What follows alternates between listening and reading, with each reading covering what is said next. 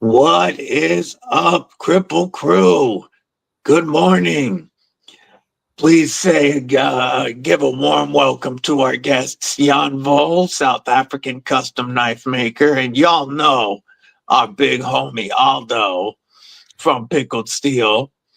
I'm going to say good morning to Eagle Scout just in time, Gareth HB, member Kripple Krew Inc. We got Mick Ranger, member Kripple Krew Inc. Bladed Ginger, what's up? Stuff we do. How's it in South Africa? Jesse, good morning. Let's see. We're scrolling up. Kelly White, what's up, sis? Ed Durbin, member Kripple Krew Inc. Edyards. And Clint Crosby and Gabe Harlan, what's up? All right, that's a mouthful. And B Shady, good morning. Thank you to both of you gentlemen for joining us today. I'm You're welcome. really appreciative. And guys, the Impala Hunter that we have been talking about that just dropped is a production version, of course, of Jan Wahl's custom Impala Hunter. I know a couple people have them in hand already. I know War Room got his. So his is definitely. Oh, I guess I should be here. We can do this, and you can really show that beauty. We got sandalwood scales, correct? That's correct. Yeah. Yes. And is that brass pins? That's brass. Yeah. Yes. Oh, it looks gorgeous. Laid off Pete, member Kripple Krew Inc. Neil Mack, member Kripple Krew Inc. What's going on? Yes, that is a beautiful production version of one of Jan's custom knives. And we will flip to his page in a bit and show off some of his custom knives that I know we looked last week, and they are just mind-blowing. Thank you. But, just to start, I loved the bio here, and I'll show it real quick, that talked about, just regular kid stuff. And, it's not going to let me share it just yet. I clicked the wrong thing. But, just being in love with sticks and air, starting with sticks as swords because of a love of knives and swords as a kid. Oh, yeah. But I have to ask, what was your first real knife? Now you're asking me to think way back. I saw the cowboy knife from the 5-year-old set, but the plastic knife. Yeah, but I'm curious about the first real one. Yeah. I think that you remember that Rambo. We called it the Rambo knife. Yes, exactly. With the screw off back, that with one. the compass, and you had to put the wicked serrations on the back. That exactly that one, and that went everywhere. When we go to the bush and to the veld or to the farm or wherever, it went with. The only place I couldn't take it was to school. Yeah, at least couldn't get caught with it at school, right? No, of course. Yeah, I remember. I know pretty much probably everybody in the chat has had one of those. What's up, Knife Nut? How you doing, homie? And I still remember working extra chores to save up because it was like $110 at this store that sold knives. And this was in the like 87. So that was a lot of money, especially to me as a kid. But I still remember carrying that thing forever. Oh, yes. I don't think there's a lot of people that hasn't had one in their lives. I mean, everyone must have had one like that as a kid. Had to have. They were everywhere. Yep. And it was, Sylvester Stallone made it look so dope. Oh, yeah. And then we had Schwarzenegger pardon me, with all of the combat movies with wicked knives. Yep, see, we're seeing in the chat. Yep, I had one. He had plastic handles with green camo. McRanger had the Rambo knife. But I also read that you were into taxidermy before knives. And I Yes, really wanted to ask, how did you get into taxidermy? I've always been I'm going to put it, a bit of an artist, and I used to, as a kid, build my like little small envelope and stuff with clay. And the guy I worked with there, he's seen some of my work, what I made there. And long story short, that's how I came into taxidermy. Worked there for a bit, and that's where I also picked up on the knives, the custom knives, or we're introducing to custom knives. One of the guys there took his old saw blade and made a knife, and I'm just like, I really like this idea of making something that your grandchildren can one day still say, but my granddad made this. And that's where knife making started, as well as being made doing taxidermy. That is awesome. Do you still do taxidermy? No. I've done it at that time, I think about a year and a half. And then from there, I did some goldsmithing. And then finally, my dad said, no, it's not time to go to university, get a degree behind your name. And while I was studying, I made knives for extra income. And obviously, I have another hobby that takes a lot of time and money, and it's called hunting. Yes, that does take a lot of time and money. Oh yes, yeah.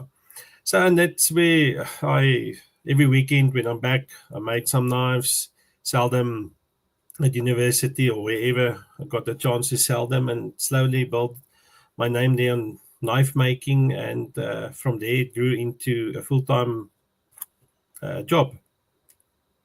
That's awesome. Do you mind if I ask what you went to university for? I studied medical orthotics prosthetics. Obviously finished that and got a diploma. Sorry, I said degree, diploma. And yeah, worked a little bit in the field, and then from there I went full-time knife making. It's now about, I think, 16 years now. 2008 was what we're doing. Yeah, that's awesome. Yes. I wanted. Too bad Robo Stevo's not here yet. We could talk about getting him a prosthetic leg with a knife in it, hidden in there.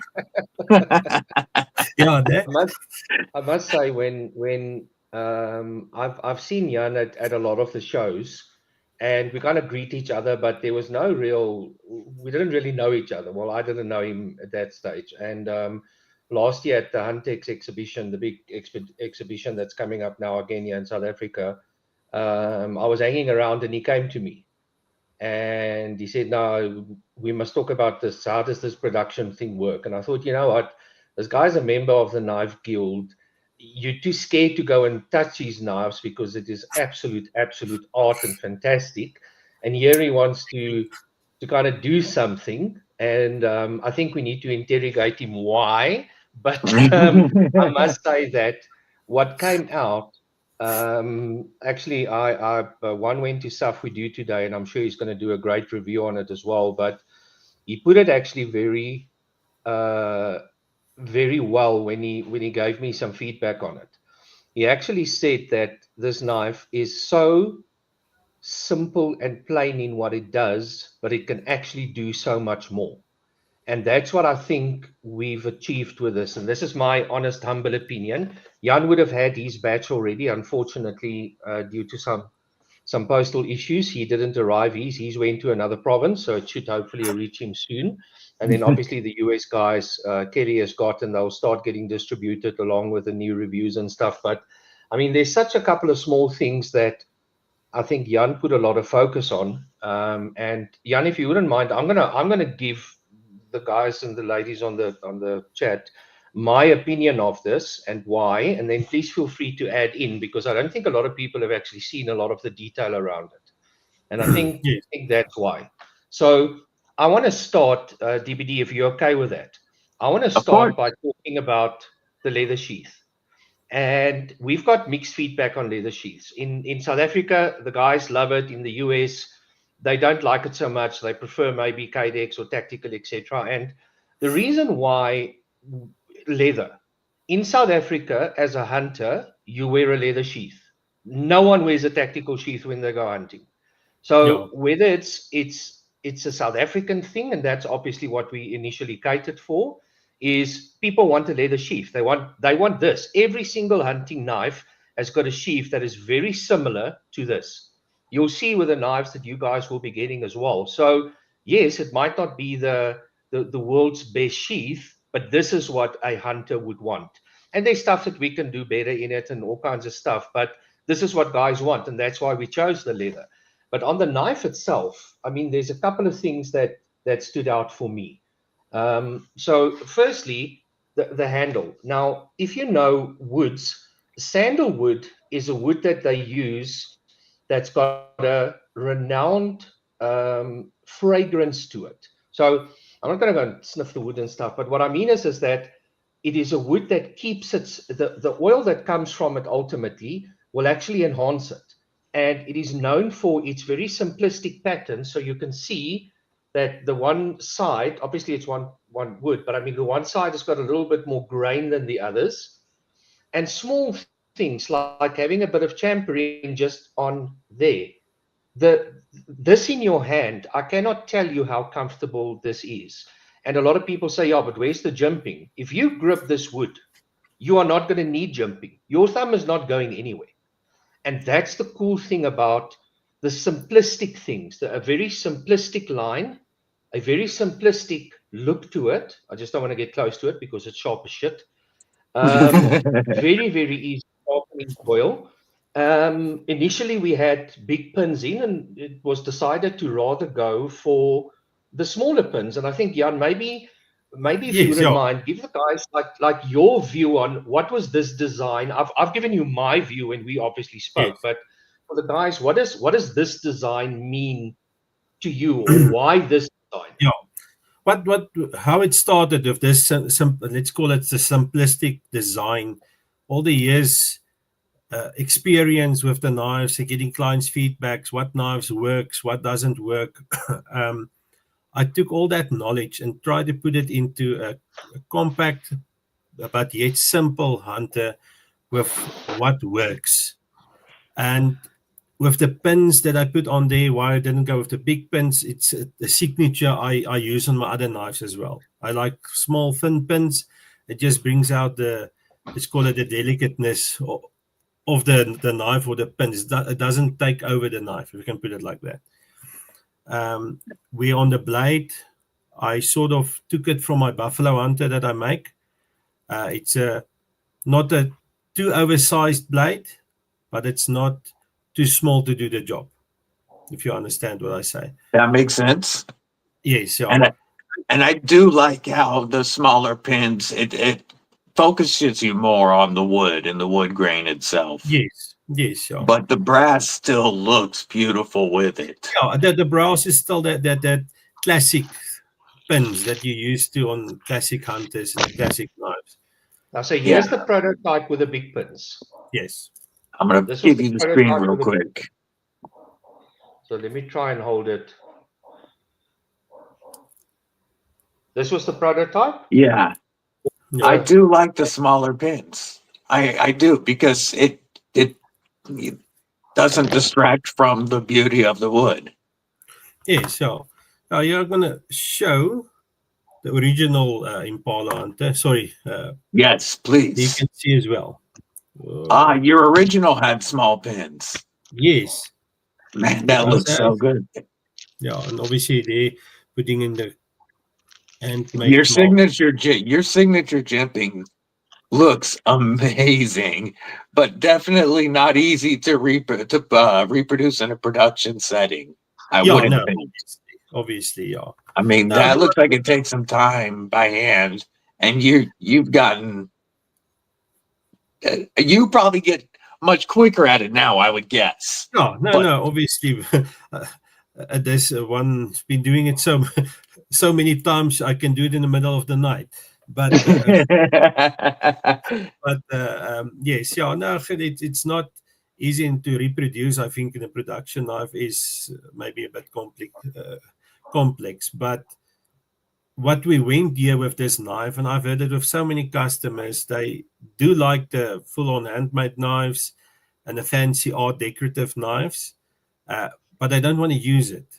They want something that one have designed and that they can use and don't sort of feel afraid to lose and so on. And that's where one started to think about the production knife, to be able to offer them an affordable knife that they can use. And if it does get lost or whatever the case may be, they don't feel bad about it. They can just buy a new one. Absolutely. And Aldo, would you please let us know the price of the production hunter? This is awesome, folks. So if I do the conversion for you quickly, I can actually go and have a look at the I website. looked at it on the Spoke to them and website. It was like $57 and change. No, wait, that's maybe not the same one. Yeah. I thought that's about what it was. I think it's a little bit more. I think it's in the 60s, if I'm not mistaken. I can Let me just pull it back. confirm. I know that. I should have had it up and ready. I thought I did. No, don't stress about it. I'm also looking here on my side. I have his all of his custom pages up and loaded ready. I just forgot that this one. It shows 5716 right now. Yeah, that was on the launch. I think the page must just be refreshed. It's 6524 right now. Okay. And so, but that is before you use code Kripple 10. 100%. If you use that, it drops under 60. Yeah, less than $60. Yeah. Code Kripple 10. So obviously, depending on the exchange rate and things like that. So the exchange rate has strengthened a little bit against the dollar, so it will be. But yeah, it varies between 56 and 63, somewhere around there. If you use the code, then it will always be under 60. But again, for what you get, under $60 for an amazing production version of an awesome custom knife. And Jan, if you don't mind me asking, how much would that one you just showed us, how much would that be? I need to do the conversion. So I have conversion up. If you want to tell me how much in rand. It's 2,700 in rand. How much will that be? That's right about $150. Yeah. And then obviously more decorative stuff I put on there. It goes up to $350 for the more, depending on the wood, how more file work I put on there. You know. I've got to show this real quick, folks, because when you hear, whoops, let's bring this one up. We went inception mode, and now let's go over here. We're talking between $150 and $350 for knives like this, is what you're saying, Jan? Just on this Impala one, there's knives that go up to $2,000. That knife will go up to $350. Yeah. Okay, that makes a lot more sense. Yeah. Sorry. I should have been a lot more clear in the way I asked. But yes, that is awesome. Yes. So you can get a custom Impala with some really crazy handle material and be about $350 ish. Yes, around there. And wow.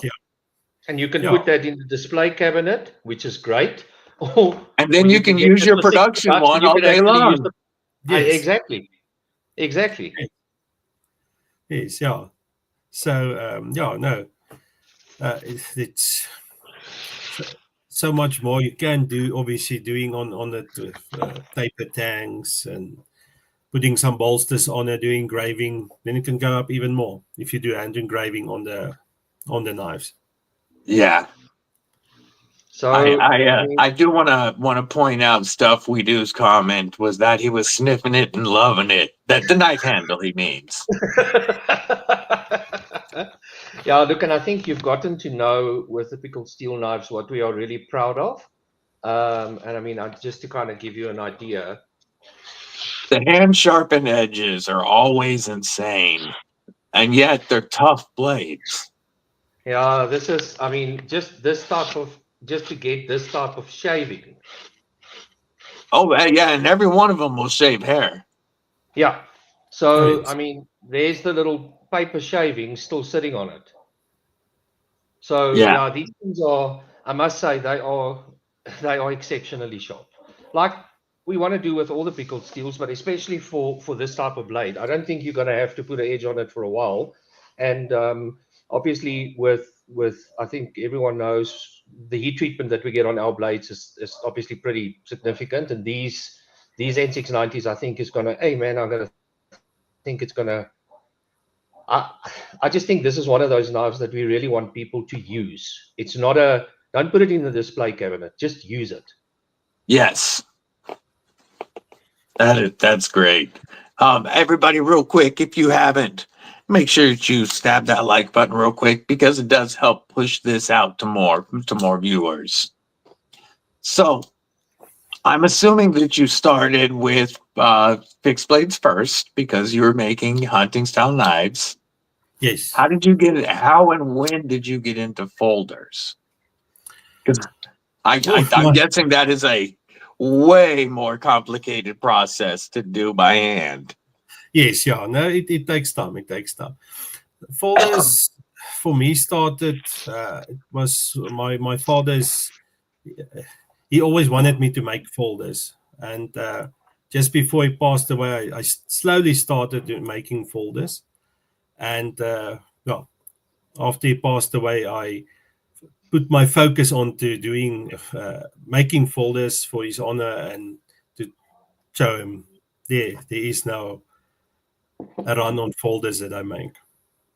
And I gotta say, it looks like you freaking nailed it because as we're showing these folders, these are just stunning.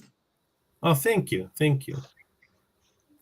The craftsmanship when you look at how every little detail is touched. And I love that your signature jimping. I know it's a little different on different blades, but that pattern Yes, is always evident. yes, yeah. Oh wow, these are just killer to look at. Oh, thank you.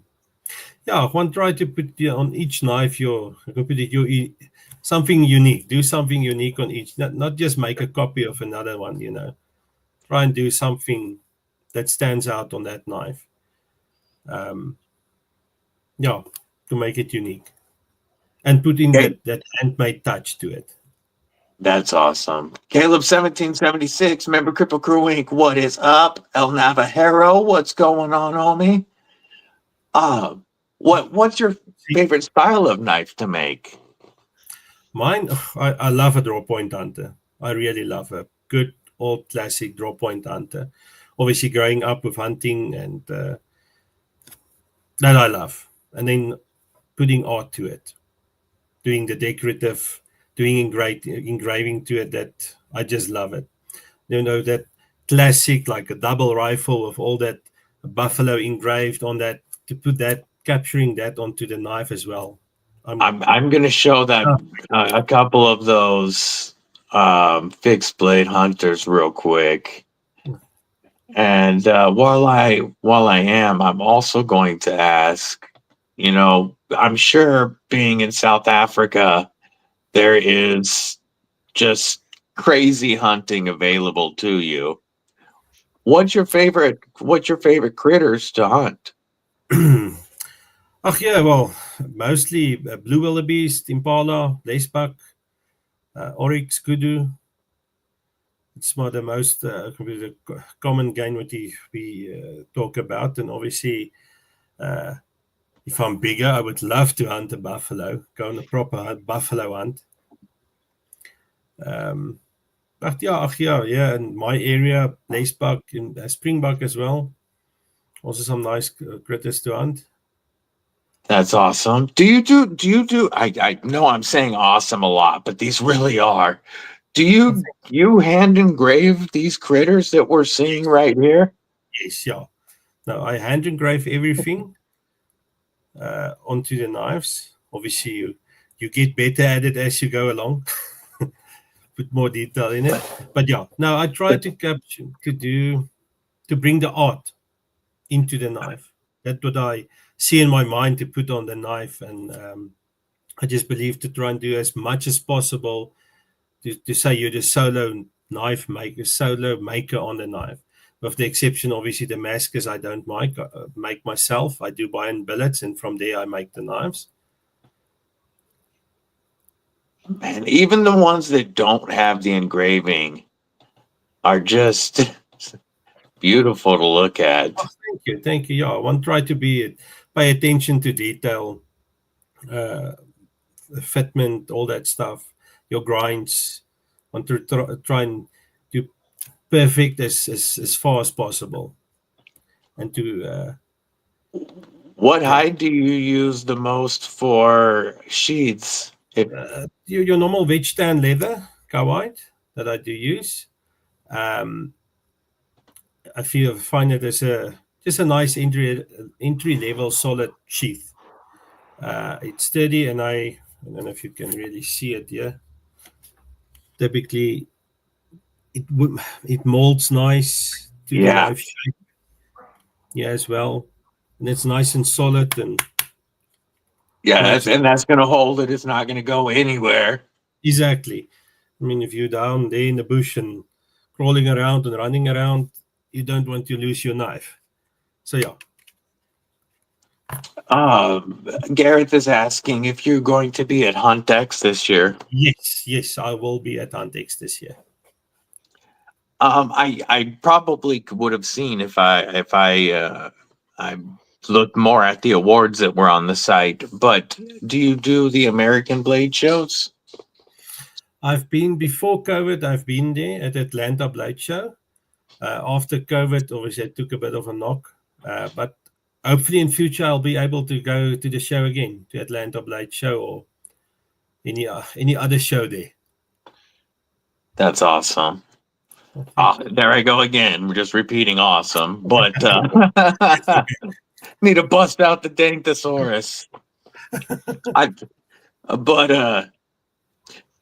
So when you say, what is your favorite materials to work with on those? Because I was looking at so many different scale materials. Mm-hmm. What's your? I know you'll work with just about anything, but what's your favorite to work with? Oh, well, a nice bull wood that's unique, the pattern that you don't get everywhere. I love to use that. It's once again that classic look onto the knife, and it stands out. But yeah, materials, obviously ivory here in South Africa one can use. It also makes a very, very beautiful handle. Horn, if you use like Cape Buffalo, kudu, all of that is just a very, very nice look into it. But yeah, wood, I love a beautiful piece of wood on a knife. Yeah. Can you hear me? I get. I was listening. Okay. Do you still have the first knife that you made for yourself? I have. I still have it. It's in a safe. I made that very, very first knife I made. I made it for my dad, giving it to him. And yeah, from time to time, I'll take it out and have a look at it again and say, "Oh yeah, oh yeah." So DBD, now imagine you've seen Jan's work, and he really is a legend when it comes to these type of knives, among some of the others in South Africa as well. But have you got any idea the pressure it was to build a production version of one of his knives? I tell you, it was. I was sweating. I was sweating all the way. I bet. Sorry. I know I'm a bit full of nonsense, but yeah, for a reason. Yeah, no, I'm just looking at the other knives. Yes, I can only imagine the pressure you felt to pull off quality and beauty at the same time. Well, I feel and affordability, because it has to, if it's got the Pickled Steel logo on, it has to be affordable. Sure. So which we all love. Yeah, look, I must say, I think it's an interesting process. Jan has been chatting to me about another potential knife as a buddy to the hunter, and we'll see what the future holds on that one. But there is definitely some talk of maybe future collaborations, etc. We've got quite a lot that we're busy with currently, so I need to also just make sure that everything that's currently in the process actually gets completed Sure. before we jump on. We've only got obviously so much capacity to do that, and the order book is pretty full this year already. But I'm very glad that we got this one out. This was a very important milestone to get it out before Huntex, because that's where I guess we'll launch it a little bit more to the public. Jan will have it at his area, I'll have it in my area, and we do believe that whatever we have is going to sell out. We honestly believe that Huntex is the place in South Africa where people will, if they look at that, they will buy it, in my honest opinion. Sure, and I'm, I bet there is a lot of people there who have, a Jan Wahl knife is on their grail list, but Yep. that's a lot of money, and to be able to get one of your grails is going to really excite folks when they see that it's Jan Wahl, Pickled Steel, a South African company. I think they'll be really excited because it's not like there's going to be a bunch of South African production knife companies there. That's just True.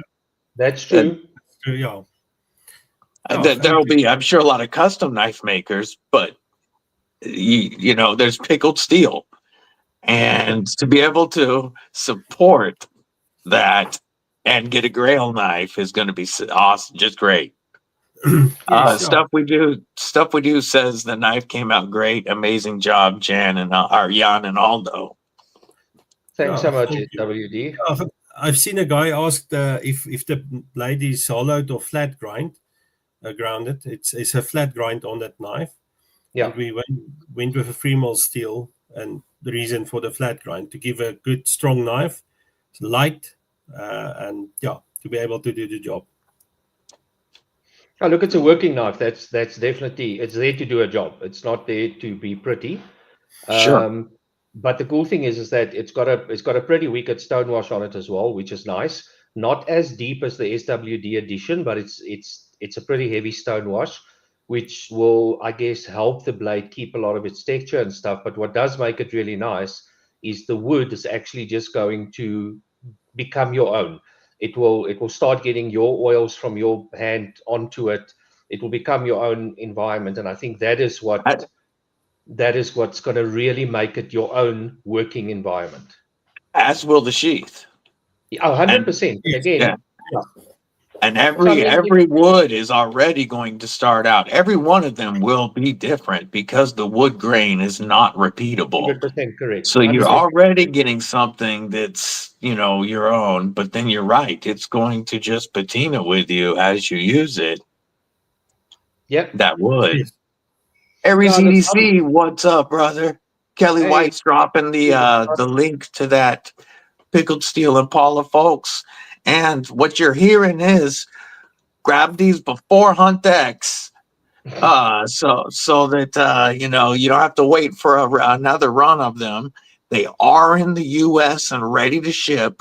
Yep. And that's how if this is successful, obviously we're going to get some more Jan Wahl production knives.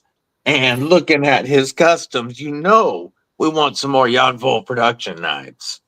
Yeah, look, I must say, I think there's a lot that if you look at what he has done, there's a lot that I think you can turn into a really classy, usable production knife as well.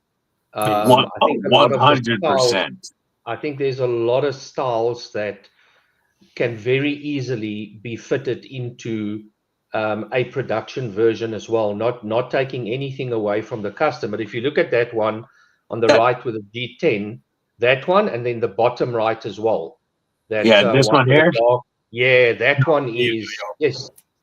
That would be an amazing production knife. That would that hourglass contouring would Yeah, just fit your hand so beautifully. You've got that slight recurve before the belly, which is going to help trap materials. Yeah, that would be a great production knife. yeah. As would, a even a Nesmuk, like something like that. definitely. Yes.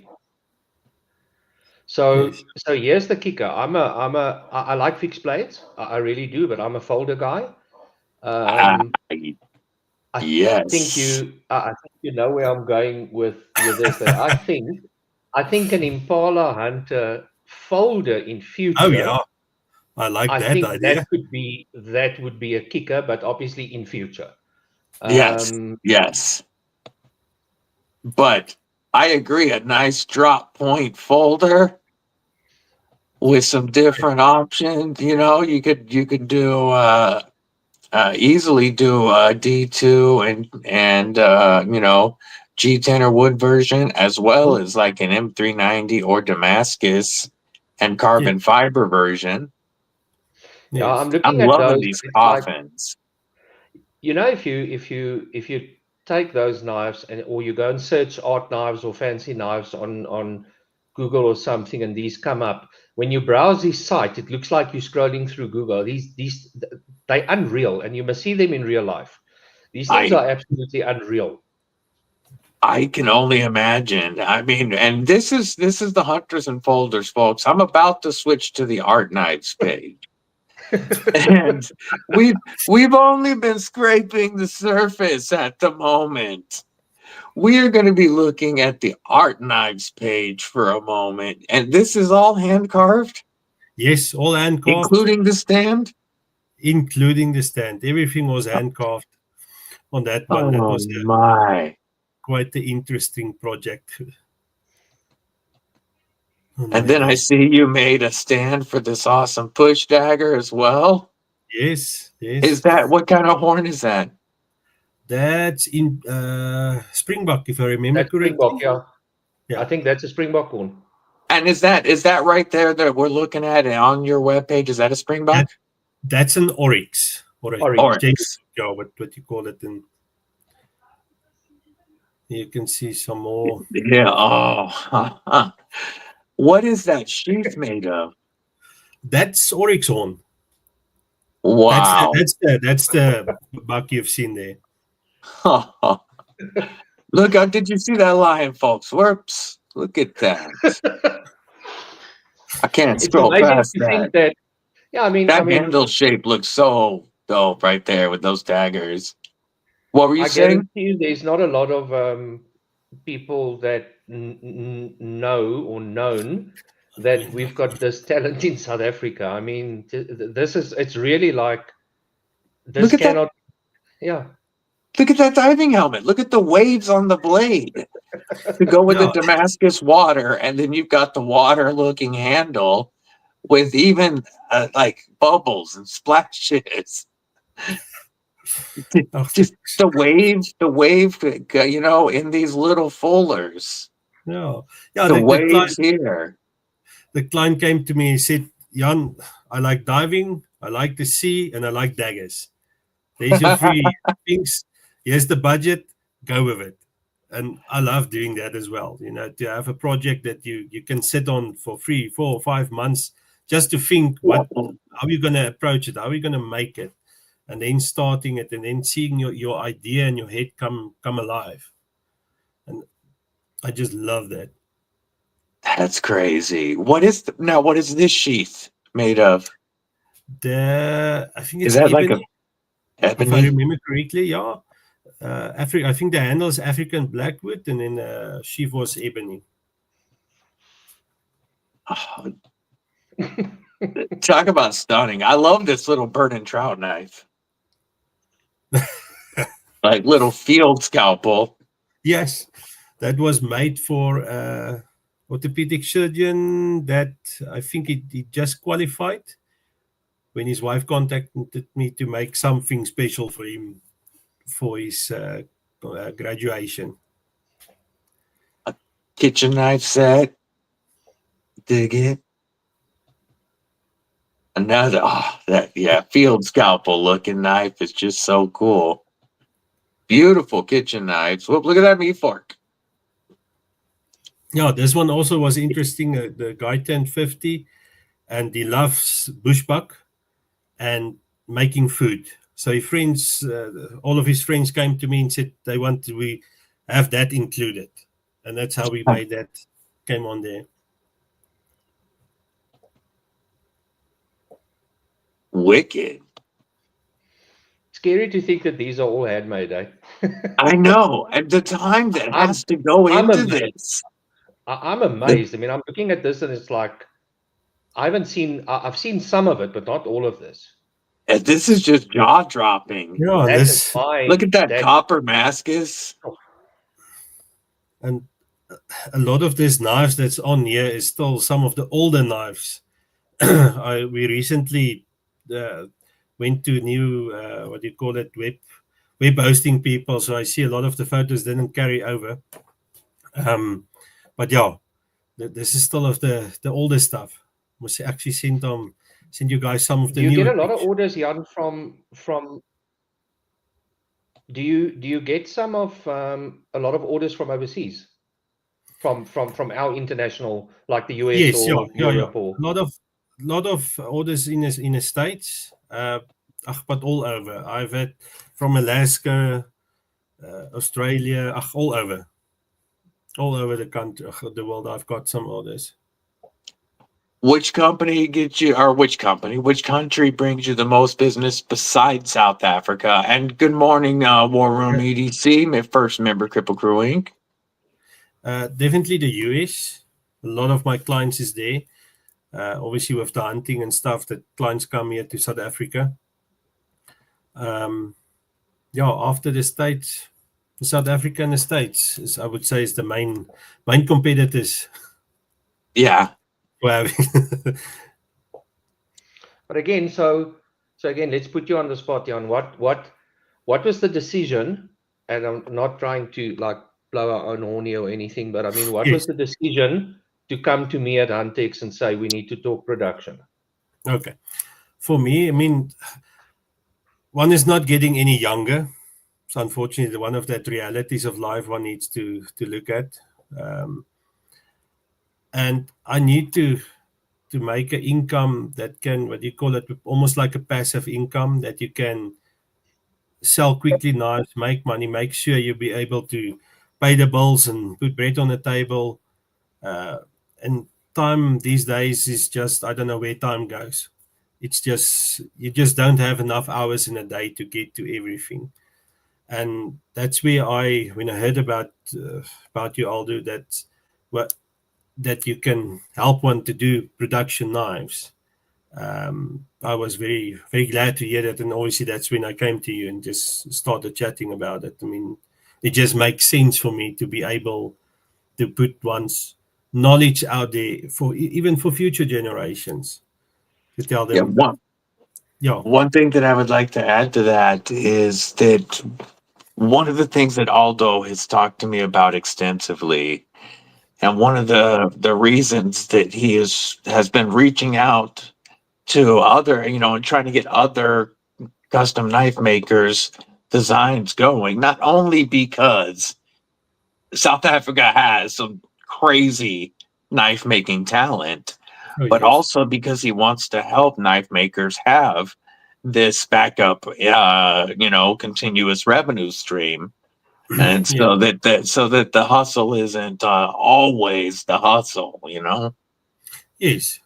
So, and then if you have more steady income that comes in, you can be more creative and make what you want, not that what you need to make just to survive. You can put it like that. Exactly. Ron Dobbins, good morning. Good to see you, brother. I'm doing well. I hope you are also. Can you tell us a little of what you've got working right now? At this stage, a bunch of half-made hunting knives preparing for Huntex. I actually brought one or two. I don't know. I don't have the best camera, but I see the warthog. Oh no, I take it back. yeah, it's in Impala, supposed It's to an be. Impala. I apologize. It was when it was rolled backwards. It looked like it was at first.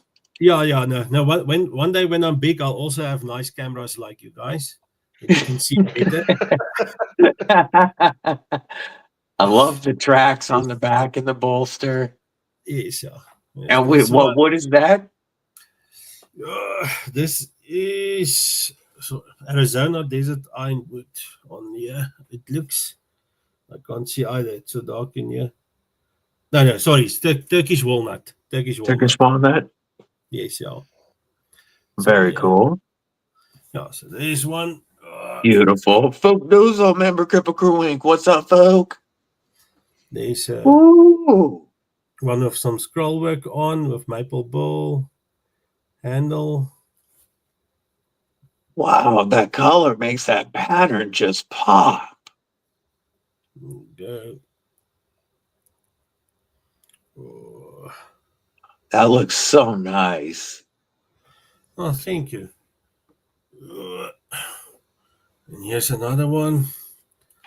There's a hippo with his mouth open.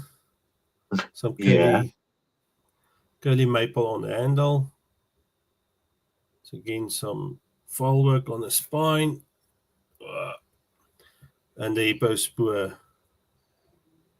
Very cool. And I like that, it's got that blue kind of watercolor to go with the hippo. Exactly. What's your favorite steel to work with, Jan?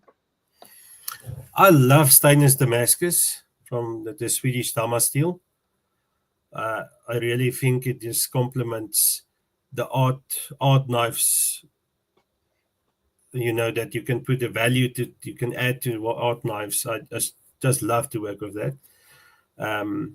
After that, a good proper stainless steel knife like N690, what we use on the Impala. It polishes very nicely. It all the ticks in the boxes that it needs for good edge holding material, rust resistance, tensile strength, all that stuff. It's a really nice steel to work with. And super steels? What's your view on super steels? I do work with them, obviously, if a client requires it. For me, sometimes the price that you pay for the super steel versus what you really get for it, I'm still like in between in there. But yeah, once again, with N690 versus super steels, now you're going up again to a price range that makes it more unaffordable, not unaffordable, but it's pushing the bracket up, if you understand what I'm saying. So you guys must excuse me. My Boere English is sometimes. No worries at all. I believe we're understanding you just fine. Okay, good. But better than you would understand us if we tried speaking your language. So all I really know is Lacapus. That's about all I know. Yeah, no, Gareth has been teaching him some Cape Flat Afrikaans here. Yeah. No, so like those knives, those some Lacapus with knives, like definitely. Yeah, look, I must say, the one thing that makes this Hunter, it's obviously the first custom fixed blade that we've done. But what makes it, I think, really special is that the name behind it is something really, once you go and have a look at what is actually in the mind of Jan Wahl and the type of stuff that he does, to give an approval on something like this is a big tick in the box for me. And to bring it in at a price that I think it is an absolute steal for what you're getting.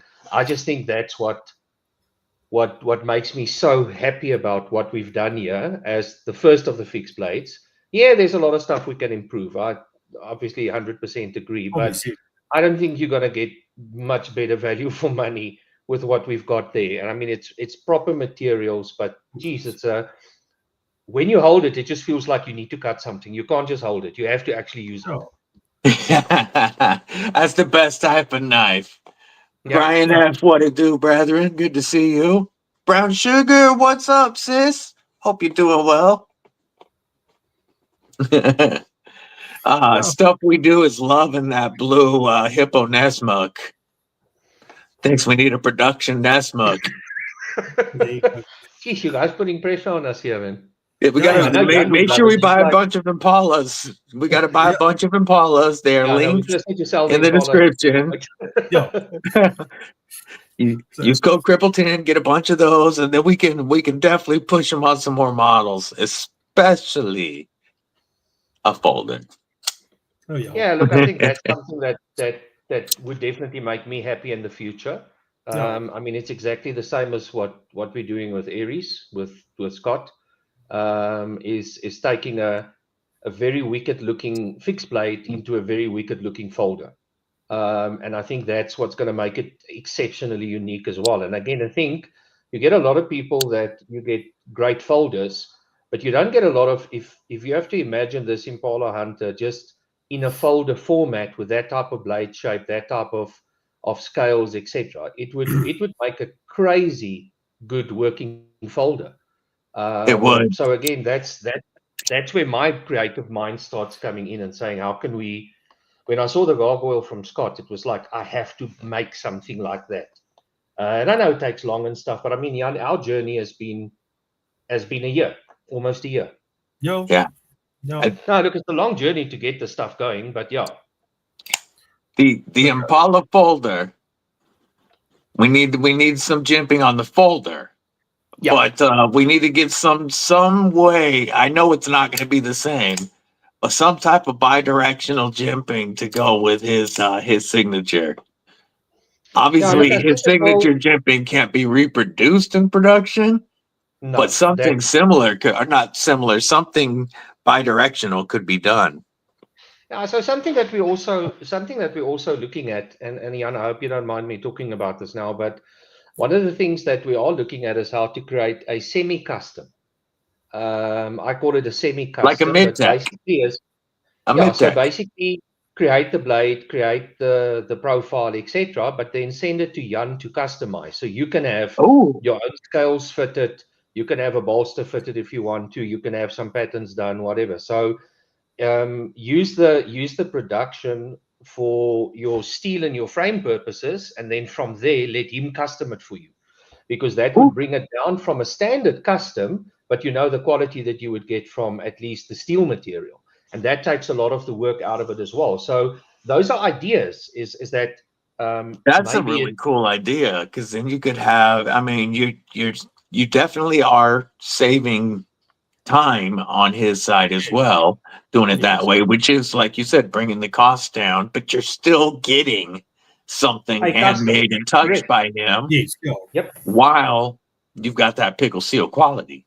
Well, that's the type of stuff that we want to play with. There's not a lot of, I mean, you can buy Spyderco, and you can go buy custom and scales. you can buy all kinds of scales, and you can buy lynch clips, and you can do all of that. And by the time you have the whole collection, the knife costs you 10 times as much. Imagine you can actually get that. That's really what I and Jan came up with the idea. So Jan, I hope you don't mind me talking about it, but those are the things that I think will make us unique. Is that get a blank, you know the steel quality, you know what you're going to get, but let him create you that handle, let him create you that custom, and we bring these two worlds together. And I still believe that production customs, either in the way that we do it now, or something that I'm talking about now as well, like a semi, is, I think that's the future. I think if you can bring down the time and production on the stuff where you know you've got exceptional machinery that can make a blade perfect. I mean, you guys have seen the blades. I mean, there's obviously, we can't get better than that. You get that, but then you get his touch on it. I think that would be a killer. I think that would be absolutely awesome. I have to agree. My humble opinion. I have to agree. I think that would be quite amazing. Yeah, And it looks like people are definitely into that idea. And of course, now stuff we do is also reminding that a Nessmuck folder would be pretty dope. He's very demanding, that chap. Yeah, we gotta. I tell you. Well, you know, he is gonna do his part to sell some Impalas. Oh no, definitely. I mean, he is the second person in South Africa to get one. So let's just be. He is allowed to be a little bit demanding. Yeah, there's so many great things that a person can do in. I mean, I see Mick talking about like a custom tiered package. Like you can get the full Impala, or you can get a semi Impala with a semi custom, or you can get the full custom.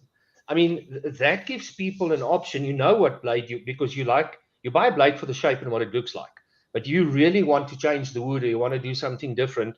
We can prepare it in such a way that Jan can just put his art hands on it, and you will get that masterpiece, etc. So what I also said, I think I said it to War Room the other day, is that a lot of our blades, you'll see even with the tack. I know Darkwater did some phenomenal customs on the tack.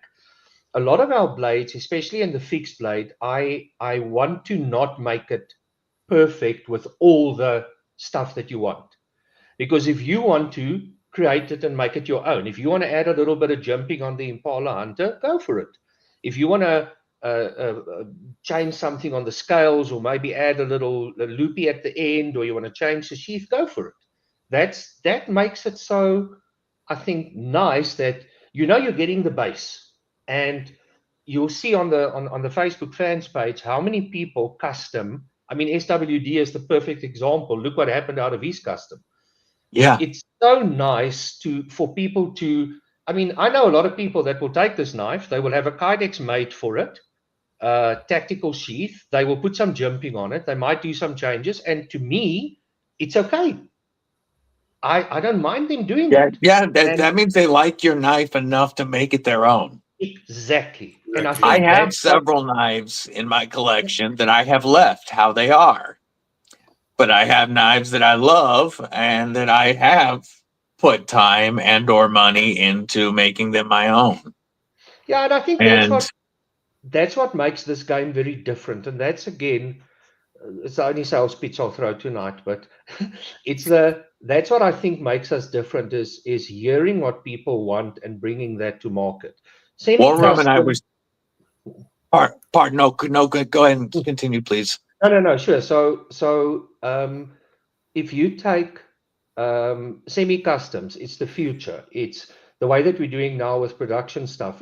I think that's the future, and that's what a lot of the knives. I mean, the whole Blood Eagle, as an example, when you guys get to see that in the final version of that, can't wait. That was a competition that a knife fanatic won, and he designed that karambit. And if I look at the comments, Gareth did a quick review on it. And if I look at the comments from the US market, it is exceptional. I think guys are going to go crazy for a $40 D2 with amazing action karambit. It's not the most practical knife, but for that amount of money, geez, you must just have one. Yeah. So exactly. Why not add it to the collection? And Don and Chris L, good morning. We have to be different, and that's why. The pickle is not just a cucumber. The pickle makes a cucumber nicer. The pickle makes an onion nicer. That's the whole story behind pickle. Is we want to really rock the world with what we're doing, and having. I mean, just sitting in the same presence as an artist like Jan is an amazing. It's for me a dream. Walking into a knife area, exhibition area now, and everyone greets me, and it's like, wow, these guys actually know me. But having the ability to produce for them and seeing how it's changing, it's just, I don't know. I think it's really bringing a whole new world, because there's so many companies that does the same, and that's what we want to do different. So a lot of ideas gets born out of discussions like this. Oh. And I would like to add to that a couple of things. First, yeah, it's also awesome for me, as a relatively newer YouTube content creator, knife reviewer. I've been doing this 9 months, and to be able to bring knife companies and custom knife makers and artists onto my streams and share with my audience means a lot to me. I appreciate it. But also, War Room and I were talking the other day about how much you take from these conversations, from people's messages to you, and try to put it into the Pickled Steel knives. That you really do try to listen to what the community wants.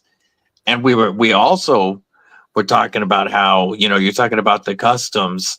We're chatting about how it'd be awesome to have a few different tiers of knives, like that budget one, because you're always going to cater to that. We know with Pickled Steel, and but then also to have those more expensive knives for the foreign markets and such.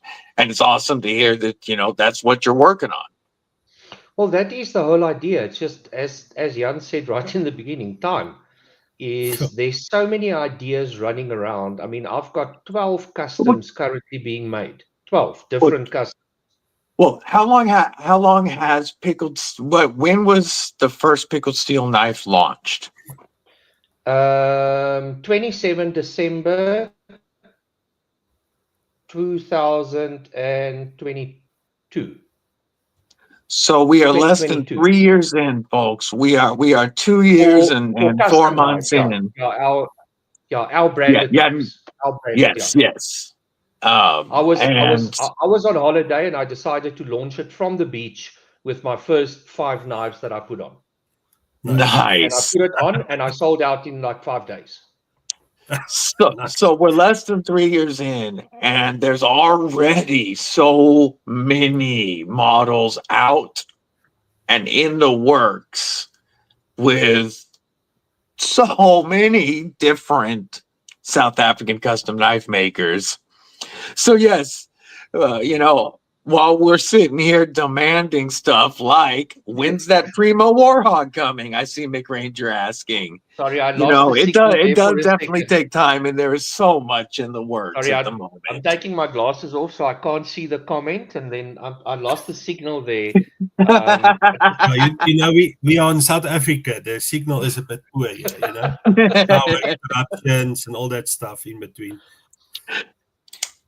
Yeah, but I think I think you guys have also seen, I really praise and patriotic towards our South African knife makers. I believe we've got some of the, in my humble opinion, some of the best, but some of the best talent in the work in the world. I mean, if you just look at, I really urge everyone, go and have a look at Jan's website and just drool at some of the stuff that he's handmade. It is crazy to think that comes from a piece of steel and a piece of material, and it's unreal. It is absolutely unreal. It truly is, truly. Fook Doozle does want to point out that he got the Warhog that he won, and he is loving it. I'm very happy about that. That's great. And yes, McRanger, you noticed there was not an answer on the next tiers of Warhog. I just want to also give a shout out. None of this, I would not be sitting here today if it wasn't for Gareth HB. He's been an absolute evangelist of South African knives and Pickled Steel. And honestly, without him, I would have not sat here tonight. This would have not been possible. You wouldn't have known of Jan Wahl knives. This is how, he's the reason I found out about all of this. He made sure to, I mean, he was already following and supporting my channel, but immediately when I was doing lives, he was talking up South African knives and telling me to check out Pickled Steel. And then he put together a box of them to send over here to a bunch of us. And multiple boxes to send to a bunch of different reviewers. And I got mine the day before we flew to Georgia to go spend 2 weeks with my son's family. And so I was bringing some knives for content anyway. And I brought the 3 pickled steel knives and was carrying them in Georgia and just fell in love. And that's when you came on the first live stream with me, was when I was in Georgia just after Christmas. And I was just immediately blown away by the knives, the quality at the price point. Yep. Later, So, be Jan, shady. Sorry. Go ahead. Sorry, What was that? I was just going to say, Jan. So what's next for you? Obviously, we know there's a couple that we want to potentially consider for the future, etc., etc. But kind of what do you see the next steps for your type of knives after something like tonight, and where do you see this whole knife world going to? I've got obviously my own opinions, you know that, but love to hear yours. Yeah, no, well, I'm obviously very, very excited. I mean, doing something like this and potentially unlocking so many more clients, fans, and stuff. Stuff I'm not used to. I'm here sitting in my small little shop, doing my thing. But yeah, no, I'm very excited of growing this business and partnering up with Aldo as well. I think knife making have a bright new future, doing it this way, and the world sort of got very small. Now it's not just here in your area that you sell now. It's now all over, and I'm very excited for that. The internet has definitely made this awesome because it has allowed for you to bring these South African knives to everywhere. But in the States, we buy a lot of knives. And so it's awesome to bring it here. Now, I do know that the Kripple Krew, my audience, they love some custom knives. And I do know that Blicks and Blades has already received several orders since our live stream. And there's a couple of questions I'd like to ask you about orders. And first would be like, what's your typical lead time on a fixie or a folder? Well, obviously, it all depends on how much orders one do have to work on, but normally about a month, give or take. Once the order is placed, I try and to deliver the knife. The longest I've took was about 3 to 4 months, just depending on the list. What I normally do for clients when they place the order, I'll tell them, okay, estimate this long, and I try as far as I start working with the knife with WhatsApp, I will take pictures and say, busy now with this, or the steel just came, or whatever the case may be, just to keep them updated and make them part of the experience as I make the knives. But that's killer. Even 3 months is a fantastic lead time, really. I think now I'm gonna show a couple of knives. I know we talked about the price range of Custom Impala Hunter being in that 150 to 350 range as we go inception mode for a second and then click over. But what would something like this estimated run in Rand? We can't see the screen yet. I think it's still showing the studio. Is it? Let me see. One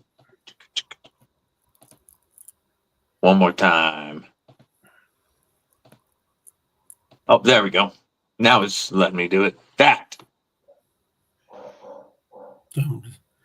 Dagger like this, a boot knife. Oof.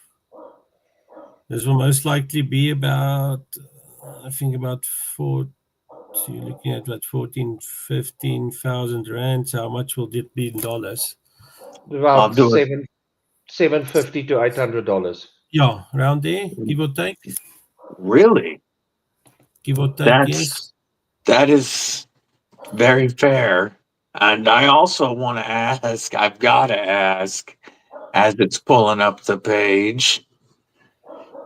Now, if somebody was looking at a custom folder like this, with Damas steel and carbon fiber, this would go typically almost about 14, give or take 14,000 as well. So No, it's $800. about the same price range.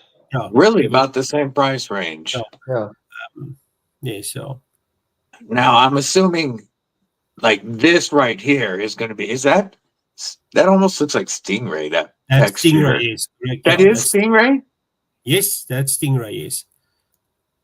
Now, this is obviously, and the reason I'm asking is just to give people an idea of the price range. Yes, yeah, no, sure. Now this one will be about, about 12. This is a smaller folder, obviously, than the other one. About 12 to 14, give or take the price range. Normally, if I use stainless Damascus bolsters, you look between, let's say, 10,000 to about 20,000 rand. So, what's it, about $700 to about, It's about 1,000? it's about $550 to about $1,000 about, yeah. Yes, yeah, give or take. Yeah, that makes sense. Yes, and so, folks, look at these folders. I love the Duke with the coffin shaped handles. I mean, this right here, is this ivory or is that G10? I think this was G10. I think this was for a client in the States. So it would have been G10, if I remember correctly. And so this one is not Damas Steel. Yeah, One more time. This is the last one I'll ask for a price range on. This would be about $8,000, $7,000 to $450. Yeah, $450 for a custom handmade knife with that kind of beauty. These definitely very fair prices. Well, thank you. And so the fixed blades.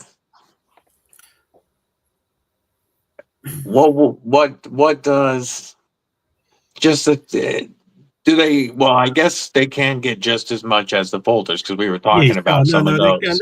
They normally start around $450. Well, that one will be about $350 around there. $350. This is one of my favorites. Yes, from there, and then obviously all depends what I use, what materials one would use on there. Carbon fiber. It's been a while I actually used carbon fiber, but I would say about $450, between 350 to $450, give or take. I love that knife. That design is such a great knife. Do you hear, Aldo? Do you hear? Mm-hmm. I know the signal dropped a little bit. I am all over that Rhino. That is just such a beautiful, the blade profile, the handle shape looks so comfortable. I would be all over that.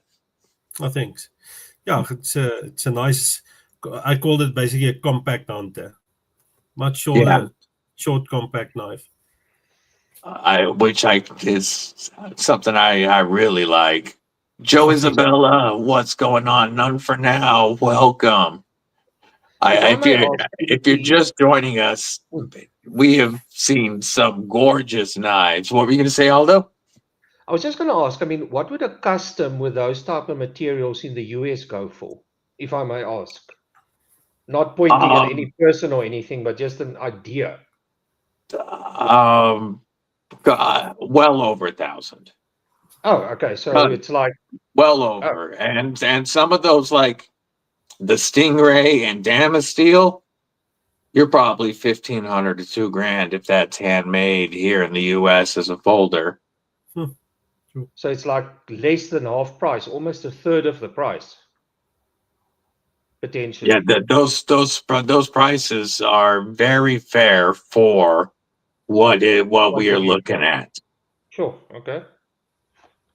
Wow. And a lot of those fixed blades, even we could definitely see going for up to $1,000, 500 to $1,000, or you for could buy $60. a pickled steel version for less than $60 with There you code go. Kripple10. There you go. Yeah, like Happy even feedback. that would probably be would probably be a $350 custom. Wow. Okay. Wow. Okay. I think we're just going to I'm just going to go to the website quickly. I need to make a small adjustment on the prices. Now, look, I gave my word and my reputation that we will never start exploiting on prices. That's just one thing we'll never do. We'll adjust as materials gets adjusted, but we're not going to go crazy like, unfortunately, some of the other people do. Never. Mick Ranger says in Africa it's a small compact knife, and in New York they call that a year in jail. The last pixie they showed, yes, yeah. Everybody is now agreeing on the Rhino. That at least that that Rhino carbon is that. Do you call that pattern the Rhino? Yes. Sorry, just say again. You call that pattern the Rhino? Yeah. It's It's the Rhino knife. And, yes, everybody is saying we need a pickled steel Rhino faux show. So Aldo, the people have spoken. Sorry, the connection dropped. I hear my wife calling. Man, that's South African Wi-Fi. You guys need him up. Maybe need to talk to Elon or something.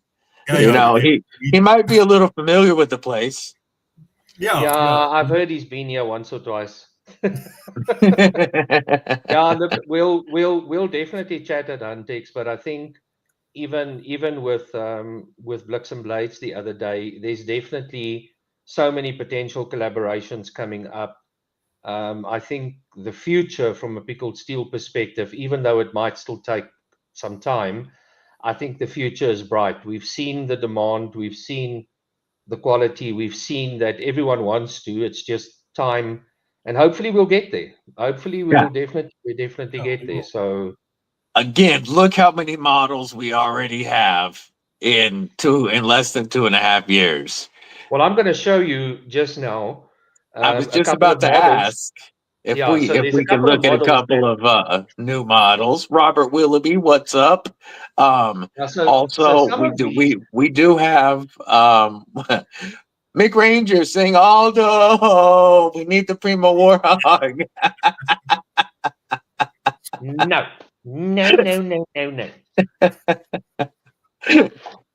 No, so there's a couple of these that I think people might have seen on the website, but I haven't shown them. They haven't been in stock in a while. It's we kind of rotate because of the models, we kind of rotate to do 30, 40, 50 models, and then we wait a couple of months and then we bring the rest back just to make sure that obviously you don't get the same thing over and over. So there is definitely a few that you haven't seen in a while that if it's okay, Jan, if I may show a couple, I hope you don't mind. You may. I'm also intrigued to see. So I'm going to start with. I think you guys know this. This is the Buffle. The Buffle. I want that so badly. So obviously, beautiful G10. I hope you guys can see that. It's a beast of a knife. This is a really beast of a knife.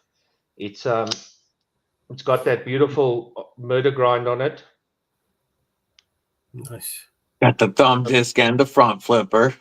Yeah, this is just an amazing knife. So this is a real workhorse. This is a machine of a knife. So this grind is on a couple of them, but these are obviously going to be back. So you can look forward to that. They will also be in the US hopefully shortly. Oh, then And I can attest to the fact that their murder grinds are somehow even sharper than their regular knives. I don't know how, but they are scary So- sharp. Ron Crow, so- member Kripple Krew Inc. Jim Cox, member Kripple Krew Inc. What's up, gentlemen? Apologies. Please continue, Yeah, no Aldo. problem, no problem. Sorry, man. So Scott had the opportunity to have a look at the Berserker S, the smaller version. This is the original Berserker. This is the bigger one. Berserker? What does that mean? Berserker is the soldiers that were sent to the front line in the Viking mythology.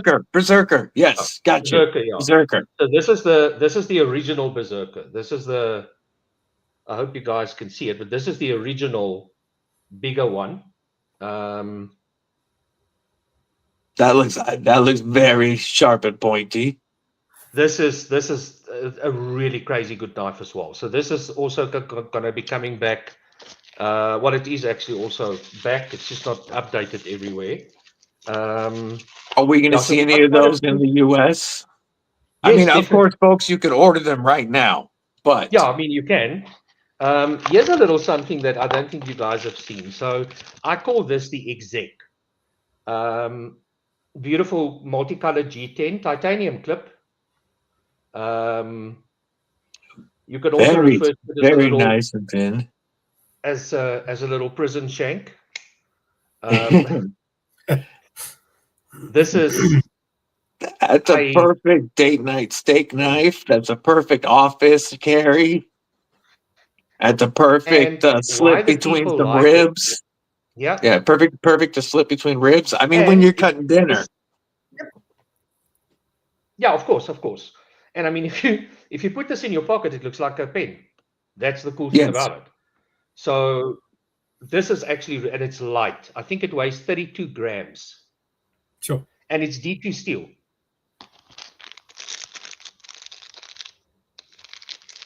So I see Mick has got a question.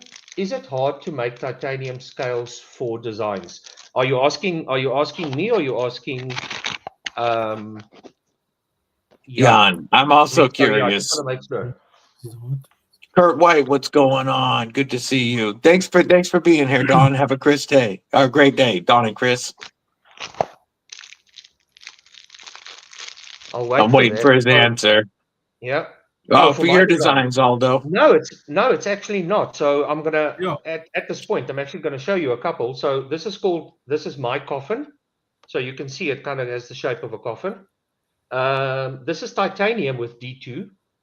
So this is black titanium. I'll show you the normal silver one now as well. But I like that black. It's just sorry, I failed it there a little bit. But this is a D2. It also looks like it would work as a wave feature or a pocket opener. It actually does. It works 100% when you try and pull it out. It will definitely auto deploy. I can't do it now, but it definitely open deploys. It definitely easily deploys as that. And it's small. It's not a big knife. If you look at it, I'm like covering it. But in titanium and D2, and I think this is like $50, $55, somewhere around there, US. I mean, this is a really, really nice. So they actually going to be coming to the US quite soon as well. So please don't I'll let you guys know when they're there. And then the brother of that one is the silver one, which a lot of people like. It's got this beautiful blue accents to it. That does look good. So again, very similar. That clip looks really good on there. And it's very, very, I mean, you can see, and obviously we only do the one sharpening, but the cool thing is you can multi-sharpen it if you want to. You can do the top edge as well. So it's got a which is awesome because a lot of places here, including my home state, don't allow double edge carry. Yeah. So that's again why. So this is titanium with the D2 blade. And again, I chose the D2 blades because it makes it really affordable versus putting an M390 or S35 VN on that or something like that. It's just going to make it so much more expensive. I've also got an art knife. I showed it the other day quickly.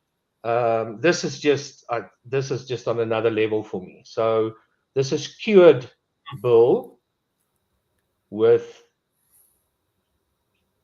beautiful engraving. What is the bolster? It's stainless engraved with Nice. laser pattern, and then obviously you've got the full Damascus, core Damascus blade on the Terra. Yeah. Is that a 9CR, 10CR Damascus? It's a 9CR Damascus that's been blackwashed. Nice. That's a very cool looking folder. And again, you've got multiple opening methods with the flipper and the flicking hole. yeah, and again, like with most of our knives, it catches you there to make sure you don't kill yourself. Very easily. Let me just get it right. It's always fun on camera. He's like it.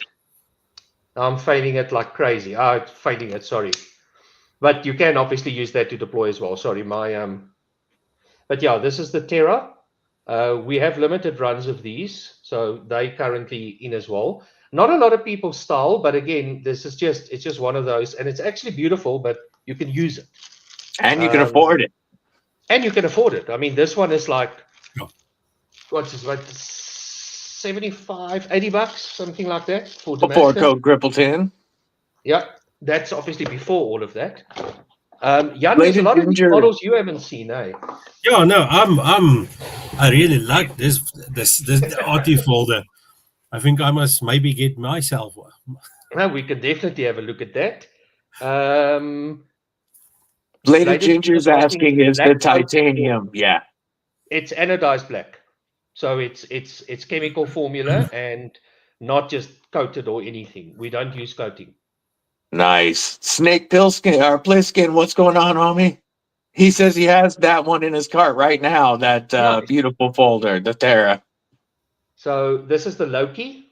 The Loki is, we named it, there's 4 models. There's the red lava one. We've got the dragon scale one, which is G10. And then we've got the 2 titanium ones and anodized titanium.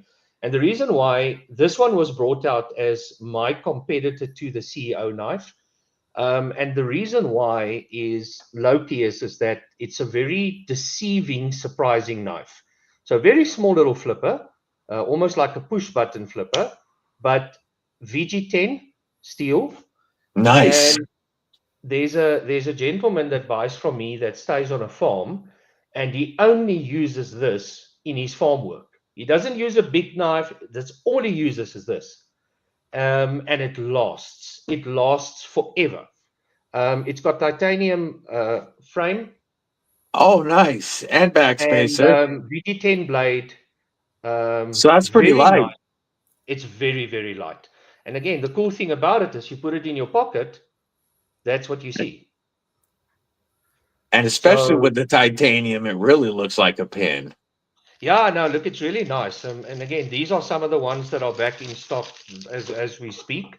So again, as I said, I try and rotate to make sure that we keep as many as possible in. This is one of my personal favorites. And this is, I think, the knife that started me on the Damascus journey. This is called the Darmadillo. So this is the jade one. So you look at the scales, you can see. I really like that jade, that texture on that jade. Yeah, so that's where the scales, that's where the name comes from. It's a armadillo that's in Damascus. Darmadillo. That's the name. It's in jade and black. Again. Ooh. How much does that one run? 55. Wow. Yeah, this is the cheapest Damascus knife I've got. And it's not cheap. It's the most, let's say. It's the least expensive. Yeah, the least expensive. But I mean, if you look at this, again, 8CR, which is not the best steel in the world, but in a Dama mixed with mild, it actually becomes quite strong. And I cannot call it a Dama steel because that's a Swedish trademark, but this is stainless Damascus. I like that. Looks good. I like And it with the jade. yeah, I must say that the jade does pop, but it obviously allows you the ability to take the scales off and go and color them and do some stuff with them as well. Yeah, a fade dye job on those would look sick. Okay, then a lot of people are asking for are there any of the black TI back in stock? I forgot the name that's got the murder. Are you talking about the spoliator? The spotty I'm going to show you now. Is that, I don't know if that's what he was talking about, but that's what So. That's that the only I'm one I thinking can think about. Yeah. So this is called the hakol, which is the hakol means a shark type fish. This is my kata. This is a remote design. 14C28 comes with a flipper, button lock, original button lock. And look at That's this. a good looking knife. That's a bloody good looking knife. This is amazing. This is the smaller version, and I've got the G10 as well, which is a little bit bigger. So this is a slightly smaller version, but this is such a popular knife. I cannot keep enough in stock. This is really nice. So the blade shape, everything just makes it an unbelievable nice user. Obviously, button lock. Any plans to go to button liners? Yes, all of them. All of them. All of them will go to that. That's awesome. The next big thing. Yeah, no, we're moving away from that. I think I've got one more. Oh, here's something nice. I do have some others, but I'm going to be selective in. What's up, Experience Precision? In that, I see. Yeah, thank you. That's a very good statement. It is a mixture of super steels. Mine is obviously not. So we'll stick with it's a stainless Damascus, 100%. This is the coffin, but in carbon fiber. That looks nice. Ooh, I think I might like that even more than the. And this is light. This is extremely, extremely light. So and is that steel or tie liners? TI. Oh, I think that's the one I want. This is such a cool knife. It's hidden liners in here, and then you full carbon fiber. So not just laminate or anything. It's full carbon fiber in it. It is extremely light. So yeah, I really want that one. This is some of the new things that we are bringing. That is back. I do have a couple. I'll show you maybe one or two more, but I also don't want to take the focus away from Jan. So, do you have the spoliator available to see if that's the one? I think that's the one the Gare's talking about. He's saying yes, yes, yes. I don't have the TI version. I've got the one that you haven't seen. Ooh, I have to show you this one. This one you're gonna like. I've got so many knives. That's the problem. Oh, let me show you this. I think you're gonna like this DVD. So this is called the pen. The pen? The pen. PENN. Pen. Pen. Yeah. Little front flipper, rear flipper. Little front flipper, rear flipper. Look at the blade. Oh, that's a good blade shape. Yep.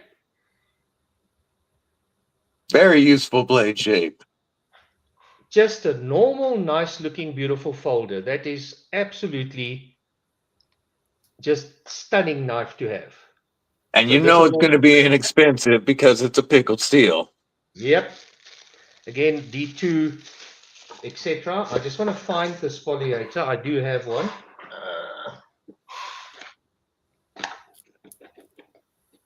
They are not 100% made in South Africa, EP. They are made in China and Taiwan. Yes, 100% correct. That's how he can keep them so affordable. There's not a huge manufacturing base in South Africa. Yeah, there isn't. There is a huge custom knife making world in South Africa. Yeah, but not production. Yes, the spoliator in carbon fiber. That I have not seen. This is the original spoliator. The TI looks exactly like this. Yeah. I've seen the tie, and I've seen one with my Carta. Right? Yeah. So there's a micarta one, and then this is the carbon fiber one. I think we could have some fun DBDing up a spoliator I do agree. So this is after really the Ultim Freya. cool. I hear all of these things. So Um, that leads me to a question for Jan. I am a huge Ultim nut. I have 16 Ultim scaled knives, as well as Ultim drivers, and I just love the material, and I think it's such a fantastic EDC material. Have you worked with any Ultim? What? Have I you don't know. personally worked with any Ultim scales or PEI? No, I haven't worked with it. Don't really know it. Gotcha. It's an aerospace and high temp kitchen type material because it handles heat exceptionally well, and it's non-porous. Mhm. But that's why it's mostly all this color, because it doesn't Yes. take a dye. But it exploded in the U.S. knife market just a couple of years ago. First, it was only on a few expensive knives, and then you could get like custom scales to put on your knives. And now every single knife company does have models that they drop with it. But it's just been a last couple of years thing over here that it's Yes. been big in knives. No, I don't really know that material. Gotcha. Kilalamas, member Kripple Krew Inc. Welcome back, homie. Good to see you. What it do? What is the most exotic material? Which is, I know that's a loaded word over there in South Africa with the access to material that you have. But what is the most exotic material that you really work with? Oh, well, I would say, ivory is obviously on top of the list. And unfortunately, we can't get that over here. Unfortunately not. Yeah, well, but warthog tusks you can. That's quite exotic as well. But it's giraffe bone. Don't really quickly think. Now they're on the spot here. What else is there? hippo tooth. Hippo, yeah, hippo as well. That's the more whitish looking materials. Yeah, stuff we do is asking about mammoth tooth. Mammoth, I've used it, but not a lot actually here in South Africa. Well, at least with my clients. African hardwoods, your African blackwoods, ebonies, wild olives, tambutis. Oh, snake. Not snake. What is it? Sneezewood. It's also popular. Where do you typically get these materials?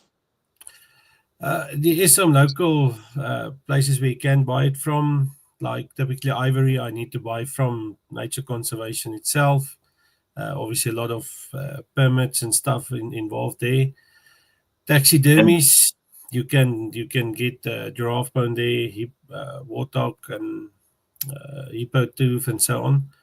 I didn't even think about that, but I'm not surprised at all that you thought about taxidermists. Yeah. Yeah, and friends who hunt and clients who hunt that bring in the animals they hunted, and I use that in their custom knives. That's really cool. Gareth says from your backyards. Yeah. I know the Blitzum. Pardon, what's that? I see Mick asked a question a little bit earlier. The carbon fiber, yes, it's grippy. It's textured. It's not a smooth carbon fiber. It's actually quite grippy. Oh, yeah. I know Blitzen Blades was saying that he likes to use, or he showed some really awesome giraffe bone scales because of the way it takes dye in the bone. Yeah, that And looks very that nice. looked like a really cool material to use. Yeah, no, it is. Now you can pull dye nice in, and you can obviously stabilize it with resin as well, just to give it that more shiny look to it. How much longer does it typically take you to work on a folder versus the fixies? Well, once again, it all depends on what I do, but I would say almost double the time that I spent on a folder versus a fixed blade. That makes sense. Yeah, roughly. It's just much more intricate parts that you need to make, and versus a fixed blade that you make. Yeah, and do you have any mills or anything like that in the shop that you're using? I do have a mill. I do have a lathe that I use. Obviously, a couple of drill presses, belt sanders, and then lots of hand tools. Yeah. And then, yeah. And What then do you use for carving those critter faces into the I have a like? GRS engraving unit, and then a rotary carver that's where I started off with. A rotary carver that runs up to, I think it was about 50,000 RPM that I can use, that I used for the carvings. And so a combination between the rotary and the GRS engraving unit that I use. I was noticing on like this beautiful lion and all this fish knife, just so cool looking.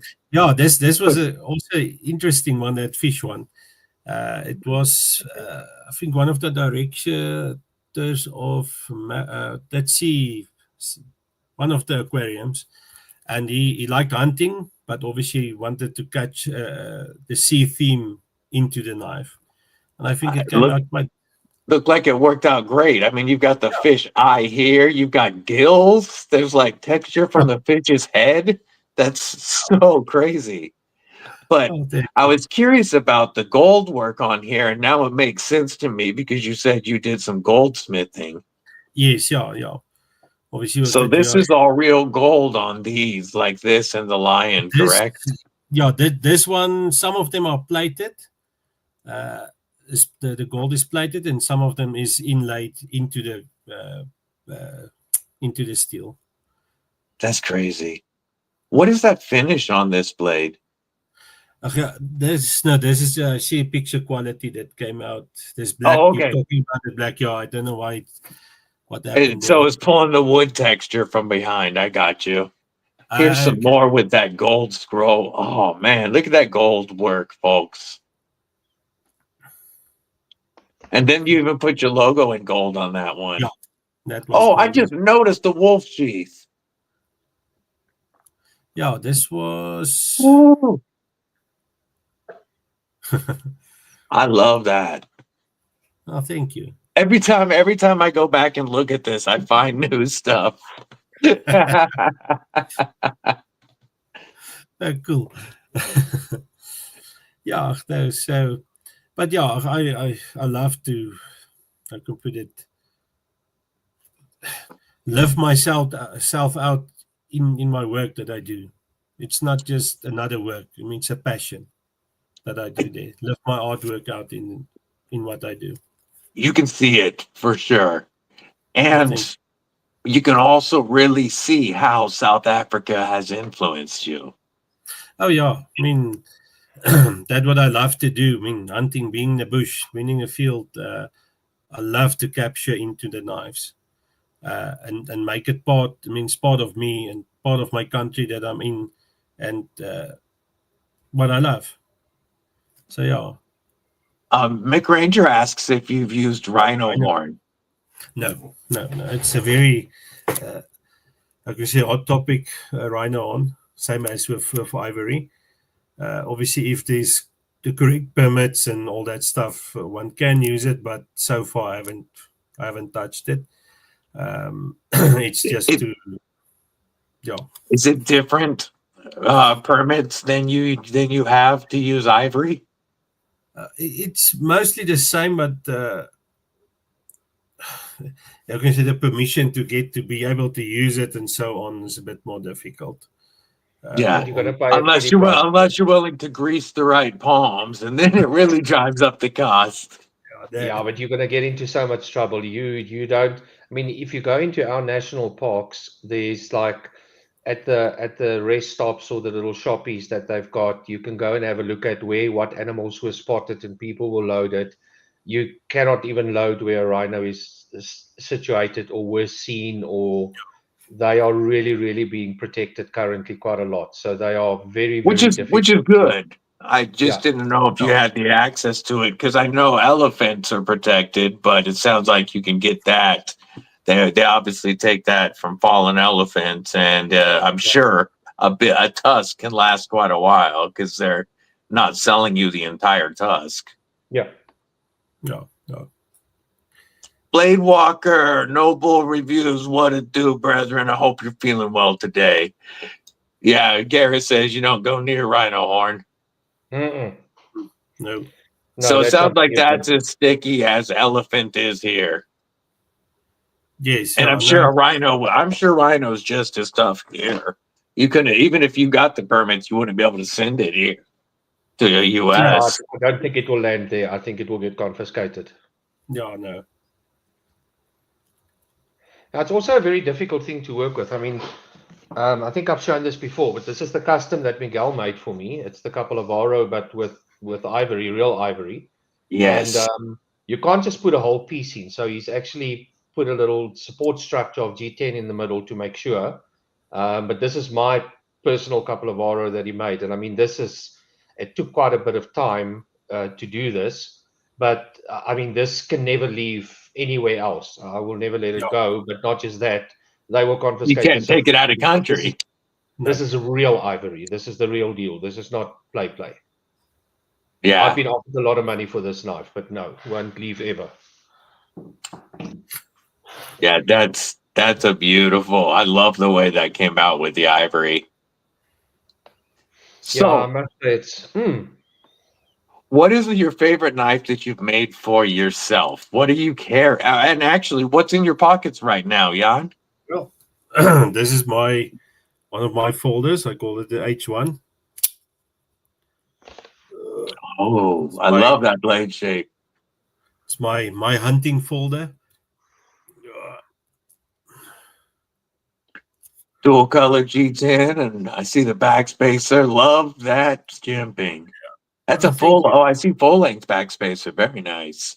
Yeah. Also, titanium liners, ceramic bearings in the inside. This was in 690 blade, and this carbon fiber G10 combination. But yeah, this is what I carry every day with me. And I mean, you never know when a buck attacks you or something like this, So you need to have a hunting size knife folder with you. Yeah, that's a good size folder. Yeah. So yeah, this is what I carry every day. Do you typically carry a fixed blade as well? Not every day, no. But, well, when you're hunting, of course. But obviously, when I'm hunting, this shape is the Buffalo Hunter. I call it the Buffalo Hunter. This is the one I carry. It's a good old classic drop point hunter, and I think of all the years I made knives, this is probably the design that sold the most. Yeah. Was this one. Do you have any idea how many customs you've made and sold? I tried to work out the other day how much. Over 2,000, if not more. Wow. I can quickly fall off. Wow. Yeah. That's a lot. That's a lot of custom work. Yeah, yes. a lot. Yeah. So, I mean, and if people were to get, I mean, obviously we've shared the website and stuff, but if people want to get an older view and maybe chat to you about a custom or something like that, what's kind of the easiest way? The easiest would be with email. obviously, or WhatsApp. I do a lot of the clients contact me via WhatsApp. Obviously, it's easier with WhatsApp, taking pictures and quickly chatting on there. Well, it's the most of the going through Facebook you can as well, but I'm very bad with it. So, so sending a WhatsApp or email is the best way to contact me. Okay, so Instagram messages is not the number one way to hit it up. Yeah, you can. Yeah, Instagram as well. I see that more regular. Facebook, I get very confused with this technology. I don't even use Facebook. I do almost all of my my contacts through Instagram. Yeah. So that easy platforms: Instagram, WhatsApp, email. That's and if they look you up on WhatsApp, is it Vol Knives? You can my name Jan Wahl. Jan Wahl. Yeah, you will be able to find me. Instagram is Wahl Knives, and obviously I see the email. Kelly is pasting all the links in the chat as well. Okay. Yeah, thanks. Yeah, Kelly. much appreciated, Kelly. There you go. Thank you very much, Kelly.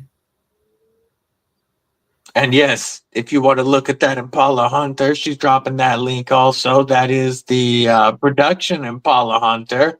Picked up. You can pick those up right now. Kelly has them ready to ship out. Yep, they are. You can get your Impala Hunter in a couple of days. Use code Kripple10, and it's going to be under $60 no matter what. You gravy. For Jan Wahl's first production knife. Yes, very excited about that one. That is so cool.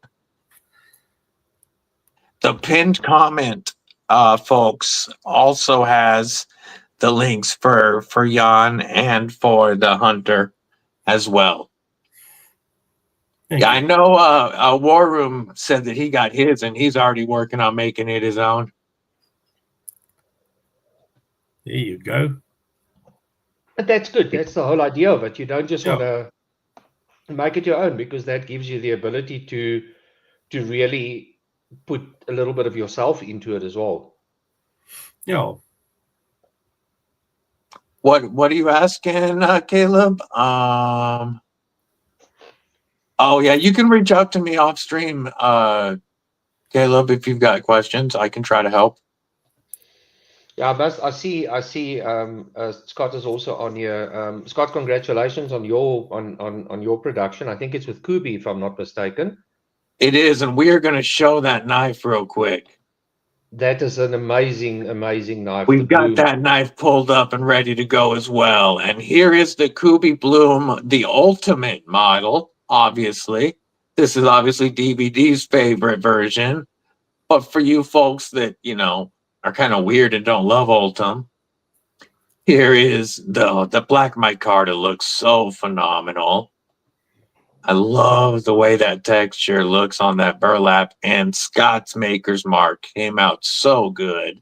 And then you've got the nice blue linen micarta, bit of a softer touch, nice stone washing on that, really nice. But yeah, see, Aldo, Ultim models, baby. We're gonna DBD up some knives with Ultim. Yeah, so I'm finally going to be able to own one of Scott's knives, because I can get those in South Africa through the local QB distributor. So finally I can say that I've got one. Yes, I will be ordering one of those myself. Not worked for a custom, but no, I mean, really, congratulations, Scott. I'm really happy for you, and I think, again, I don't know what your view was of the process and etc. But I think it's amazing. I think it's amazing that you also get that. It's a shame that you don't have a say in the materials. That's the one thing I did find. I'm just seeing your comment there now. It's something that I found with a lot of even with Johan Jordaan's knives, you don't have a say. The manufacturer decides the material. Where I'm not obviously half as big as they are, or even a quarter or a tenth of them, but we choose as the designer and myself, we will choose what that is, because I think sometimes, I mean, imagine that little Clio in like a 14C or a N690, how that would drop the price and still keep the TI. But imagine what that would do to the market. You hit something like that with a bit more of a budget steel. It's amazing. Yeah, right about $85. Like that Yeah, would be killer. I love the Clio. It'll agreed. be coming back to me. It's got 2 reviewers to go through before it comes back to me. But yeah, that's a great knife. He also had the Parakeet drop today with Kaiser, which is a 5th pocket knife with a button compression lock, folks. Yep. The Kaiser website says button lock, but look at the clear acrylic one, and on the reverse side, you can see it's a true button compression style lock. Yep. But yes, I want to give a shout out to Aries. I obviously love Lagatha, my Aries EDC Spike. And this one is in AEBL and burlap micarta with brass pins. And of course, a custom glow carbon fiber Aries EDC bead. But I am, as soon as the bloom hits US distributors, I will be getting myself a bloom, because I have felt his custom bloom glyph, and that was the most comfortable 3-fingered knife that I've yet to hold. So I can't wait to get the production. But yeah, love me my Aries custom. This was a grail of mine for 2 years before I got it. And only my second custom knife after this one that I won on Instagram from Under the Bridge Knife and Tool. Yeah, that's. I'll share this one with Jan real quick. Oh. This is Crewware at 64.5 HRC. Like, I'll never use the steel, the actual ability of this steel. But Emerald Abalone micarta, that's really cool because it just disappears and you see the burlap weave when you're not on the side of it. It's very cool. And then orange metallic carbon fiber and ram horn. This was a win on Instagram, and yeah, it's still one of my faves. But my Aries EDC Spike means more and gets carried every single day. But that's my current customs. No. Very nice. Yeah, look, I must say, so I think it's great to see people also starting to use the production lines. I've seen a lot of the uptake on that all of a sudden, and I think it's good. I think it's good for the market. I think it's good for the makers. It gives them a totally different market that they're gonna get to. I do want to show, however, my small little that I've got. I've also got a small knife. You would have seen a small this knife. I'm waiting. You would have seen this design on G-Ball. A company by the name of Tac Knives have also got this design. I love Tac Knives. Same manufacturer. So we're using the same manufacturer. So just to give you an idea, this is what I call my fixie. Nice. And you're using the same manufacturer as Tac Knives? Yep. Tac Knives is a great company. Yeah, so it's exactly the same as theirs. But my little version of a small knife. I like it. I really like the blade shape, the low point, the thumb ramp. That's everything I like to see. Yeah, and I mean, if you look at pinch grip. Yeah, nice choil, and it actually sits unbelievably well in your pocket. And if you put a little lanyard hole on it, very easy to just complete what's in your hand. The 4-finger grip. Taco style sheath or pancake? Pancake, but yeah, with a tack lock at the back. Yeah, so you can throw an ulti-clip on it. Yeah, you can put anything on it, but this is the smallest knife I've got, and this is my little version of that. So yeah, it was interesting to see that G-Ball had it as well. So with Tac Knives, I see that there's 2 designs. This and another one which we use the same manufacturer. And that's the cool thing about an ODM, is that they have got their design and they've got their market that they go to, and I use the same manufacturer, and it's a reusable design. I've got my own little spin on it, and they've got their own little spin on it, and that's the cool thing about it. So Yeah, this is my Tack Knives, Pixie. This is the Marlin from Tack Knives. Nice. And this is a killer wicked sharp. Like the manufacturer that they use does get fantastic edges on their blades. Yes. I've used the heck out of this knife, and it's still easily shaving sharp. And I won't do that with this hollow ground recurve portion because that'll take my skin. But the forward flat is still shaving sharp. I've had this knife. I've only stropped it, I think once, and I've used it a fair amount. Working with their manufacturers, I think that's a good thing.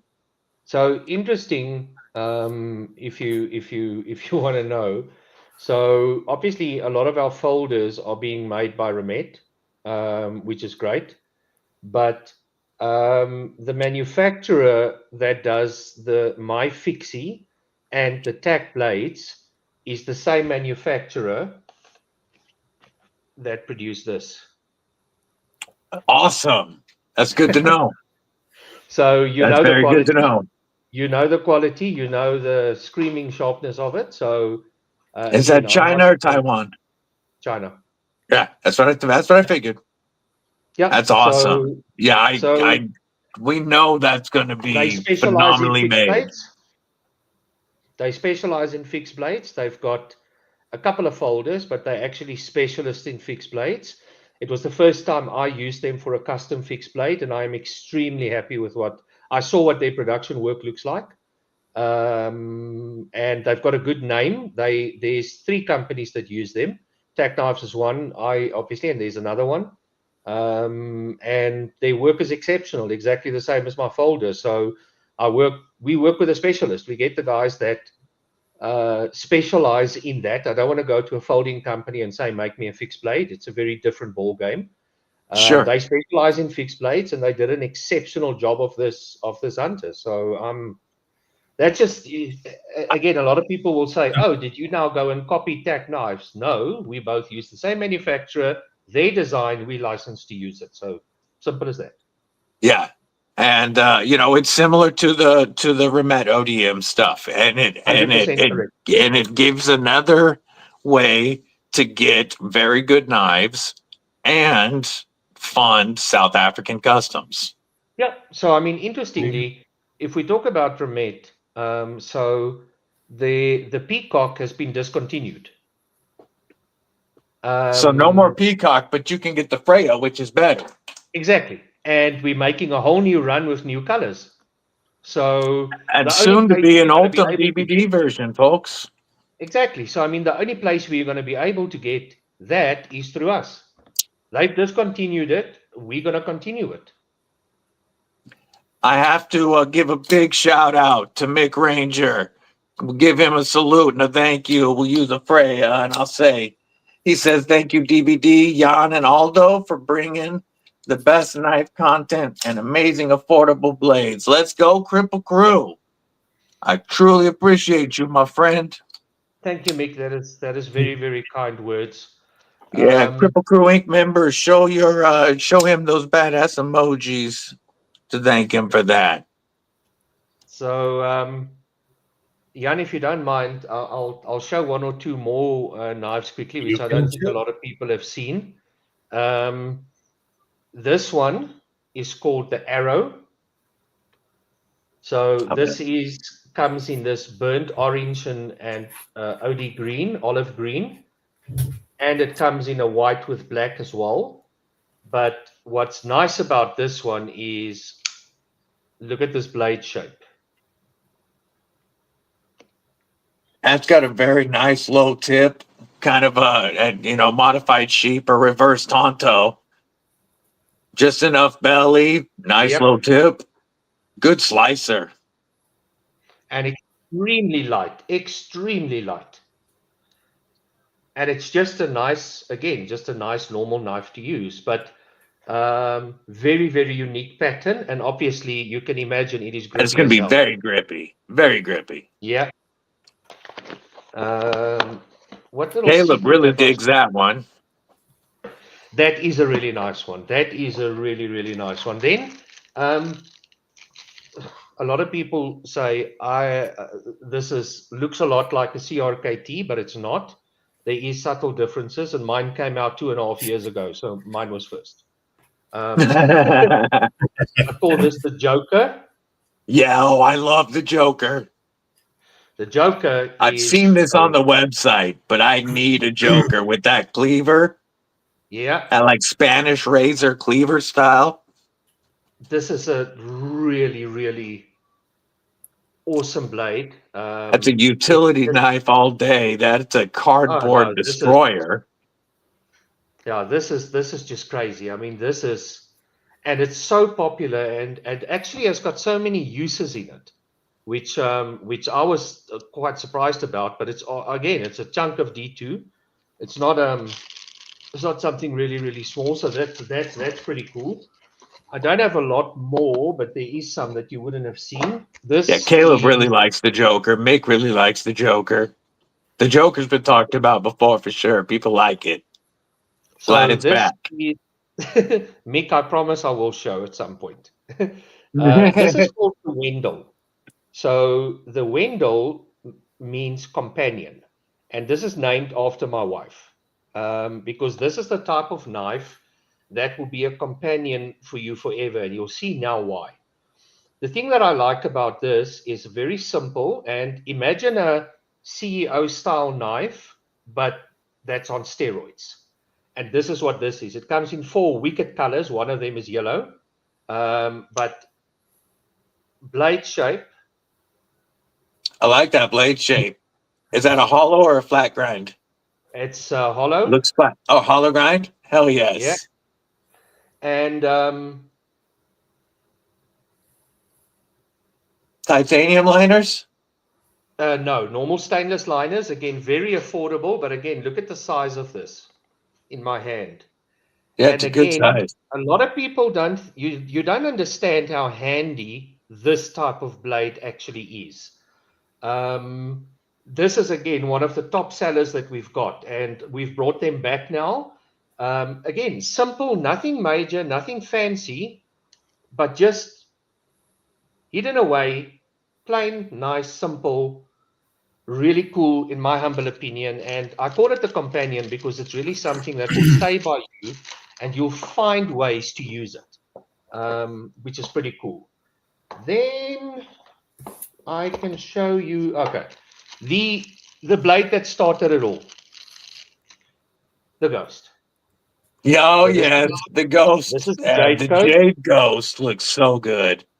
Yeah, so the Ghost is actually all sold out. They are being manufactured now. They are coming in new colors as well. But this is the knife that started it all. And are they coming with thumb studs? Yep, there's a Ghost Pro coming with thumb studs, flipper delete, and a couple of small other changes as well. But this is the knife that we've sold almost more of than all the other knives combined. I could see us working together on a version of that too. This is an amazing, amazing knife. It's just one of those that, and believe it or not, this is one of the most cost-effective knives that we've got. The new version will have the titanium pocket clip. Action on this is crazy, absolutely ridiculous. You can see it's got a bit of champering on there to make it easy to get to the lock. This is, again, simple, plain. I have sold out of this, I can't tell you how many times. Yeah, with flipper delete, thumb studs, and a titanium pocket clip, that's going to be even better. I want one badly. And most probably be in the $35 range, $40 range maximum. And hopefully they'll last long enough to get some to the US. No, definitely. No, definitely. Because now we can obviously ship directly from manufacturing to the US. Oh, yeah, that's right. There's one that I want to show you. Scott likes his Ghost. Yeah, I see. The Ghost is really it's a very simple knife, but it's very an effective knife. So this is the grown-up brother of the coffin. So this is the micarta version of the coffin, no titanium. This is blue micarta. I hope you can see it nicely, but this is Yeah. the blue micarta one. It's obviously a little bit bigger. This works as an auto opener exceptionally well, but this is obviously a much bigger blade. A bigger version. Yeah. And this is the micarta in D2, where the other one is titanium D2. And then I do have one more. I think one. So I showed you the Loki just now in with the lava with the red G10. Yeah. Here's the That's Loki what I titanium. wanted to see. The Thai Here's the Loki. TI. Yep. Look at that nice little clip that it's got. I know it's got mushroom screws, but it works actually phenomenally well. So Is it a everything- titanium yeah. clip or is it a steel Yeah, clip? everything is TI on this. Everything is Nice. titanium. With VG10, oh, sorry, I failed that one. With a VG10 blade, and I've got this in normal TI and then an anodized TI, which is like a green bluish as well. Very nice. I want one of those. I like that. This is a nice sized knife. That and the carbon fiber coffin. I'm all over both. Yeah. And then I've got one more, which is the last one I want to show you.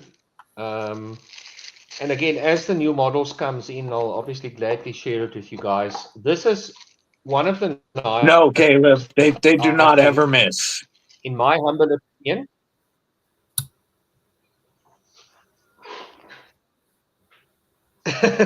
Thank you. This is the knife that I think, in my humble opinion, is one of the best that we've got. Simple script. Later, Aries. I was just about to ask him about yours after this one.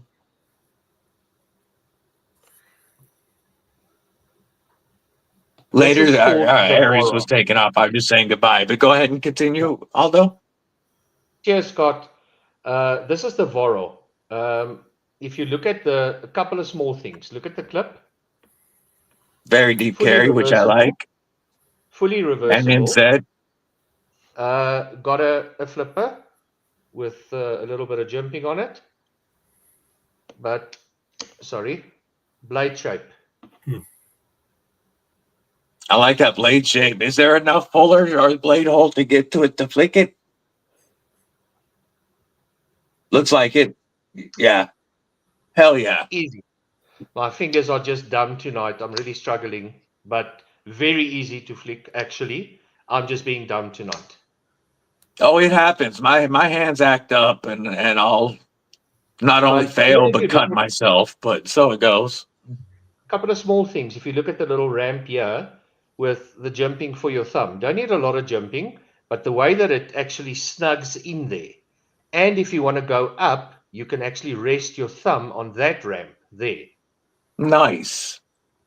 Again, budget folder. This is a $35 folder. It's nothing major. But this, again, is one of those little hidden secrets that it's just a very cool knife that you can use. And, yeah. So these are some of the new models that are back. Now, we got to ask, any pictures of the gargoyle folder yet? Nope. No. The first version that came out, I was not happy with. I didn't feel comfortable sharing it with Aries. There was a couple of very silly things that I asked to be done, which wasn't done, and it happens. So the design was redone, and it seems to be ready. I'll definitely let you guys know soon. Awesome. Mick is asking what's my favorite knife. And he would like to see Jan's favorite knife as well. So both of you gentlemen. Oh, Jan, sorry, yeah. Oh, sorry. No, it's okay. No, I would like to, I'm curious for both of you gentlemen. One Moo Collective, what it do, homie? Remember Kripple Krew? You love that Django. This is mine. My M390 titanium custom Very Django. nice. This is I still need it. Oh, I still need to try one of those. Yeah, this is. I just love this one. This is my favorite. I've got a lot of favorites, but this is one of my. This is my personal knife. You ask me what's in my pocket, it's this. Very nice looking. It's got some custom Awesome. laser work that was done by Jono and Francois Coetzee, the designer of the Armagrati. They did some of the laser work for me. Yeah, that looks so good. Yeah. Okay, how about you, Jan? What's your favorite? Well, my favorite is this, carrying this every day. Yeah, that H1. Yeah, Such a good knife. yeah, Looking no, nice. I use it for everything. I mean, this, if you in a restaurant or wherever need to cut the back, this is what I carry and use every day. Love it. Thank you. I'd have to say my most carried and used knives since I got it. You know, I've only had this for a little over a month, but it hasn't left my belt, my Aries EDC. And I carry, you know, I was carrying the hell out of the Warhog. And I have found myself carrying the Freya even more lately. The Freya hits my pocket very frequently as one of, because I carry multiple knives. I'm just that way.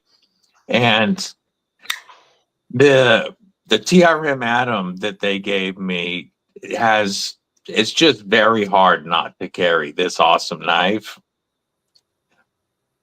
But I whip this thing out for so much of the cutting. Yeah, that's actually a great user. That's Yeah. what it was designed to do. It's very simple, budget friendly, good materials, Straightforward. but it's a user. Yeah. Yeah, as a Nothing to straight show off, up you must user use it. knife, this has been one of my favorites lately. As much as I love the Warhog and Johan's designs really do speak to me. This Freya is just so easy to carry and use Yeah. for everything. I see Mika's asking, Jan, what was your favorite build ever? Jeez. That dagger, that one with the white bowl handle. I Yeah, think we went through it on the website. That was definitely one of them. The one that with the waves, that sea dagger, that was a very nice one. I'll share those real quick while we're talking. Then I recently built a sword for a client. I really enjoyed that as well. I see there's like a gladius sword on your site. Yeah. That's an old one. How can I see a photo? I don't really see if I can. I'll send you the photo, then you can share it. Or you can send it to me on Instagram if you want. Okay, let me do that. Well, it's on Instagram. If you go on Instagram, you'll see my latest stuff there. Okay, I'm gonna pull up your Instagram while.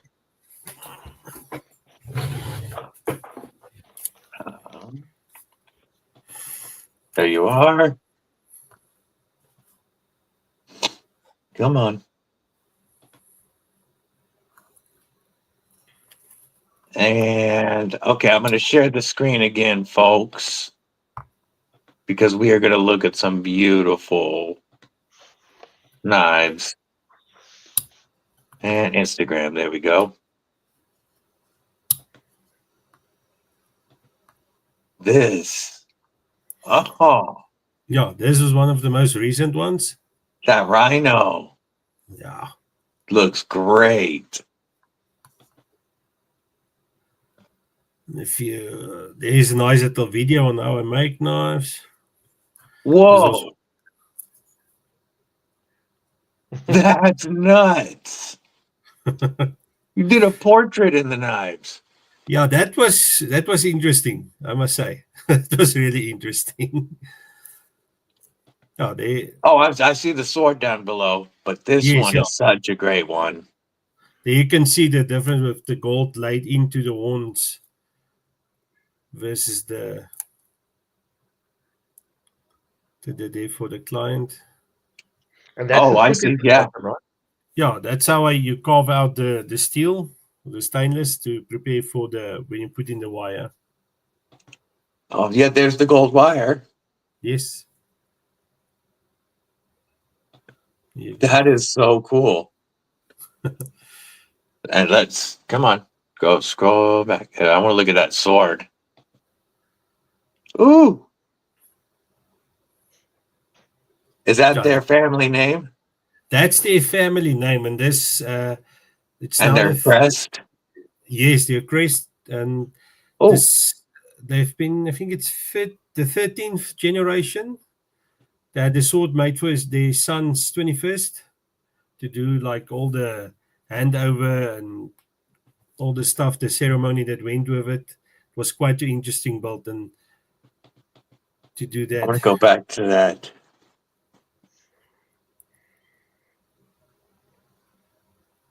Nice. That is so freaking beautiful. Oh, thank you. So yes, folks, definitely check out Jan's Instagram as well. I mean, look at this work. Wow. Now, there is some mammoth. What did they call it? Mammoth? Mammoth fusion. tusk? Yeah, Mammoth tusk. fusion. Fusion, something like that. That's pieces of mammoth that they put resin together. And I'm sure that's closer to $1,000 knife, like 15,000 Rand plus. Yeah. Oh, beautiful knives. I could just sit here and stare at these all day. So we'll go ahead and do this again. Was there a knife that you ever refused to make? No, not that I can remember of. No, I can't remember that. No, don't think so. Not that I can. Obviously, if it's something I didn't design and so on, obviously, but sure, you're not going to copy somebody's design. Yeah, but not something that I said it was too weird or too plain to make. No, I've never refused anything. I might have guided clients to say this might not work. Let's maybe do this, maybe do that. But yeah, there's an interesting question. Or something that was too difficult to make. Too difficult. Now, there haven't been something I haven't tried yet. I like to be challenged. It might take a little bit longer, and obviously the budget need to be a bit bigger. But yeah, I haven't said no to make something. What I can remember of. Is there a build that you would consider your most difficult? Oh, there was one. I'm just trying to remember which one it was. Oh, it was about. I'm going to guess it was a folder. No, it wasn't a folder. It was a fixed blade. But the way the bolsters had to be integrated with the handle, it's been a while back before I actually started using proper photographs and stuff. And that was quite a difficult build. But we did it eventually. Eventually got it right. Awesome. Yeah. Have you got anyone helping you, Jan? Have you got people helping you, or is it just you? Just Everything me. is you. A one-man band. That's crazy. That's amazing. That is really nuts, especially when we talked about the lead times. Yes, that is unbelievable. Yeah, I mean, obviously, if you have 20 or 50 knives to make, then obviously lead time is going to take much longer. But I normally don't have. I can put it 5 to 10 knives a month is doable. Yeah. So I'm just going to sit here and carve some paper with my Impala Hunter. You do that. I can't wait. My Impala is going to be here any day. It could be today. Yeah, well, I'm still waiting for mine as well. I'm just going to sit and carve paper here. Yeah, that's kind of like Scott with the production Kubi Bloom. Like he didn't know exactly when it was dropping. He found out when it hit Instagram, And he definitely wasn't the first one to get one. That's such a good looking knife. I'm excited. Mick is Yeah, I must asking say, if this you is do art outside of knife making.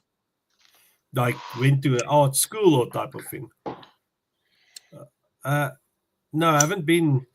When I did go to university, I studied entertainment technology for about a year. Now there you did do some painting and pencil drawings and stuff like that. But other than that, not really. It's just sort of came natural to me. All these years when I grew up and stuff, I just enjoyed doing arty stuff. Okay. And as we are finding out through these awesome interviews, just growing up with a knife on your side is part of South Africa. That's part of yes. growing up in South Africa. Oh yes. Oh yes. No, it's so part of us, our culture. It's by not having a knife with you just feels wrong. Yeah. Yes. You know. Where about half of our country looks at them like they're gonna jump out of your pocket and go on a stabbing spree by themselves. The stuff we do is still smelling the scales of the sandalwood. Sandalwood is actually amazing, and amazing. When I spoke to Jan initially, he didn't know the things. He knew some of it, but not obviously all of it. But the qualities of a sandalwood is actually quite amazing. A lot of my knives are made in sandalwood as well. The wood is just the thing I enjoy most. It's an unbelievably grippy wood. Even if it's like shined up and polished, and it just grips in your hand unbelievably. And I think that in a hunting knife, that's what you want. You don't want to necessarily, I mean, you can put a texture on it if you want to. You can do it yourself. Just take some sandpaper and do something with it. But it's just amazing how it actually holds your hand. That's what I enjoy the most. It's like it was made for you. That's the biggest thing I enjoy. Yeah, I have held a couple of sandalwood slip joints that were like that. And the only sandalwood knife folder that I have is an artisan Ahab. Yeah. And the wood, it does feel different than like a zebra or ironwood. It definitely feels different. And it actually absorbs a lot of the oils in your hand as well, which will actually start forming almost like a grippy surface, not like visibly grippy, but it's almost like it's molded in your hand, but it's not molded. I can't really explain it. It's almost like a chemical reaction that happens to the sandalwood. Yeah, makes it sort of stick to your hand. Yeah. Yeah. Very cool. The sandalwood, I must say, also it is quite similar to Tamboti wood. 100% correct. Very oily wood and smells very nice. Yeah, they use the sandalwood oil in a lot of natural treatments. I actually read up the other day that the oil from the sandalwood and Tamboti they use in a lot of, like, I don't know, treatments and healing properties, and some perfumes even. They use that oil for it. Yeah, there's a lot of sandalwood in guys' scents over here in the States. Yeah, because it keeps its scent. They also say it's one of the woods that will almost never lose its scent and its grain. Yeah. Nice. Caleb just got one of his wins delivered. He's running to grab it. Stuff we do says the choppers also. Yes, the choppers got sandalwood as well. And the Banshee. Nice. No, not the Banshee. The chopper's got, and there's another knife that's got. I think the cleavers, the XL cleaver, XXL cleaver, all of them have got sandalwood as well. Now, yeah, I do know it's getting close. You know, it's like getting close to 2,200 for you guys over there. Yeah. Does anybody else have any more questions that they've got for Aldo or Jan? I know it's starting to get late, and I don't want to keep them too long. Especially because I'm going to be asking him to come back after I get that Impala Hunter in hand. But I think this was a good chat, DBD. Thank you from my side for the opportunity. And Jan, yeah, it's Yeah, thank you very much. I think it's a I big appreciate milestone both on of our you side. gentlemen's time. And thank you, Aldo, for setting it up. No, I no problem. appreciate you coming on, Jan. No, thank you very much for you guys inviting me. It's been a big honor to be on your show and have a chat. And Have you done any other YouTube live streams? no, many years ago I was with, I think it was Niels van der Berg. I was something with him.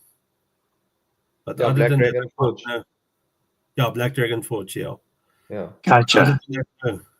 This is Well, I love my channel being the one for all the South African knife makers to come on. I think it's really awesome, and I truly appreciate it.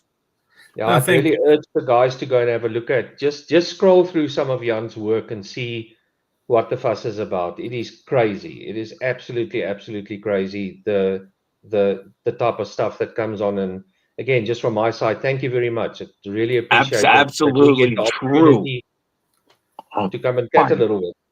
Yeah. Pardon, no, I did not mean to interrupt you, Aldo. No problem at all. Sorry, there is a bit of a delay, so I do apologize. I was just saying, yeah, absolutely, truly art to scroll through the website, the Instagram, every even the knives that I've looked at, over the last week prior to leading up to this, I still found new details on today. Oh, thank you. It's appreciated. Awesome. Well, I definitely would like to do this again, gentlemen. Thank you. Looking forward to. And Kripple Krew, appreciate you guys. I don't know. I'm working on him on that, Gabe. I'm working on him. We're gonna get a DVD Freya very soon. We're gonna get a DVD Freya very soon. I'm not seeing anything. I'm not hearing anything about new stuff. Yeah, DVD Freya coming. So here, quick question for the chat. DBD Freya with Ultim. Do we like stonewashed or do we like a blacked out blade? We'll get a couple of opinions because I like both. I used to only like Ultimate Black, but I have become a favorite of Ultim. So yeah, they like that. I figured everybody really loves this deep stonewash. No, it looks very nice. And it would look great with Ultim scales and backspacer. Look at the finish that's on the Warhog. That's a blacked stonewash. Yes, this would look phenomenal with Ultim. Exactly. So it's still stonewash, but it's just blackened. So it's not a texture. It's not a. That would look amazing. Yeah, just so you know, that's going to be my request is going to be full Ultim with that as the blade finish. That blade finish is amazing, and it's not like it's going to coat off or scratch off, or it's a really dark, deep, blackened stonewash, which makes it hasn't scratched for me yet, and this has been carried quite extensively. Yeah. Josh 304, what it do, homie? All right. Well, I think we're going to wind this one down, folks. Once again, thank you to both of my guests. And as always, to the Kripple Krew for kicking it. I hope everybody has a killer day or night for you guys. But stay safe, stay frosty, and stay deadly.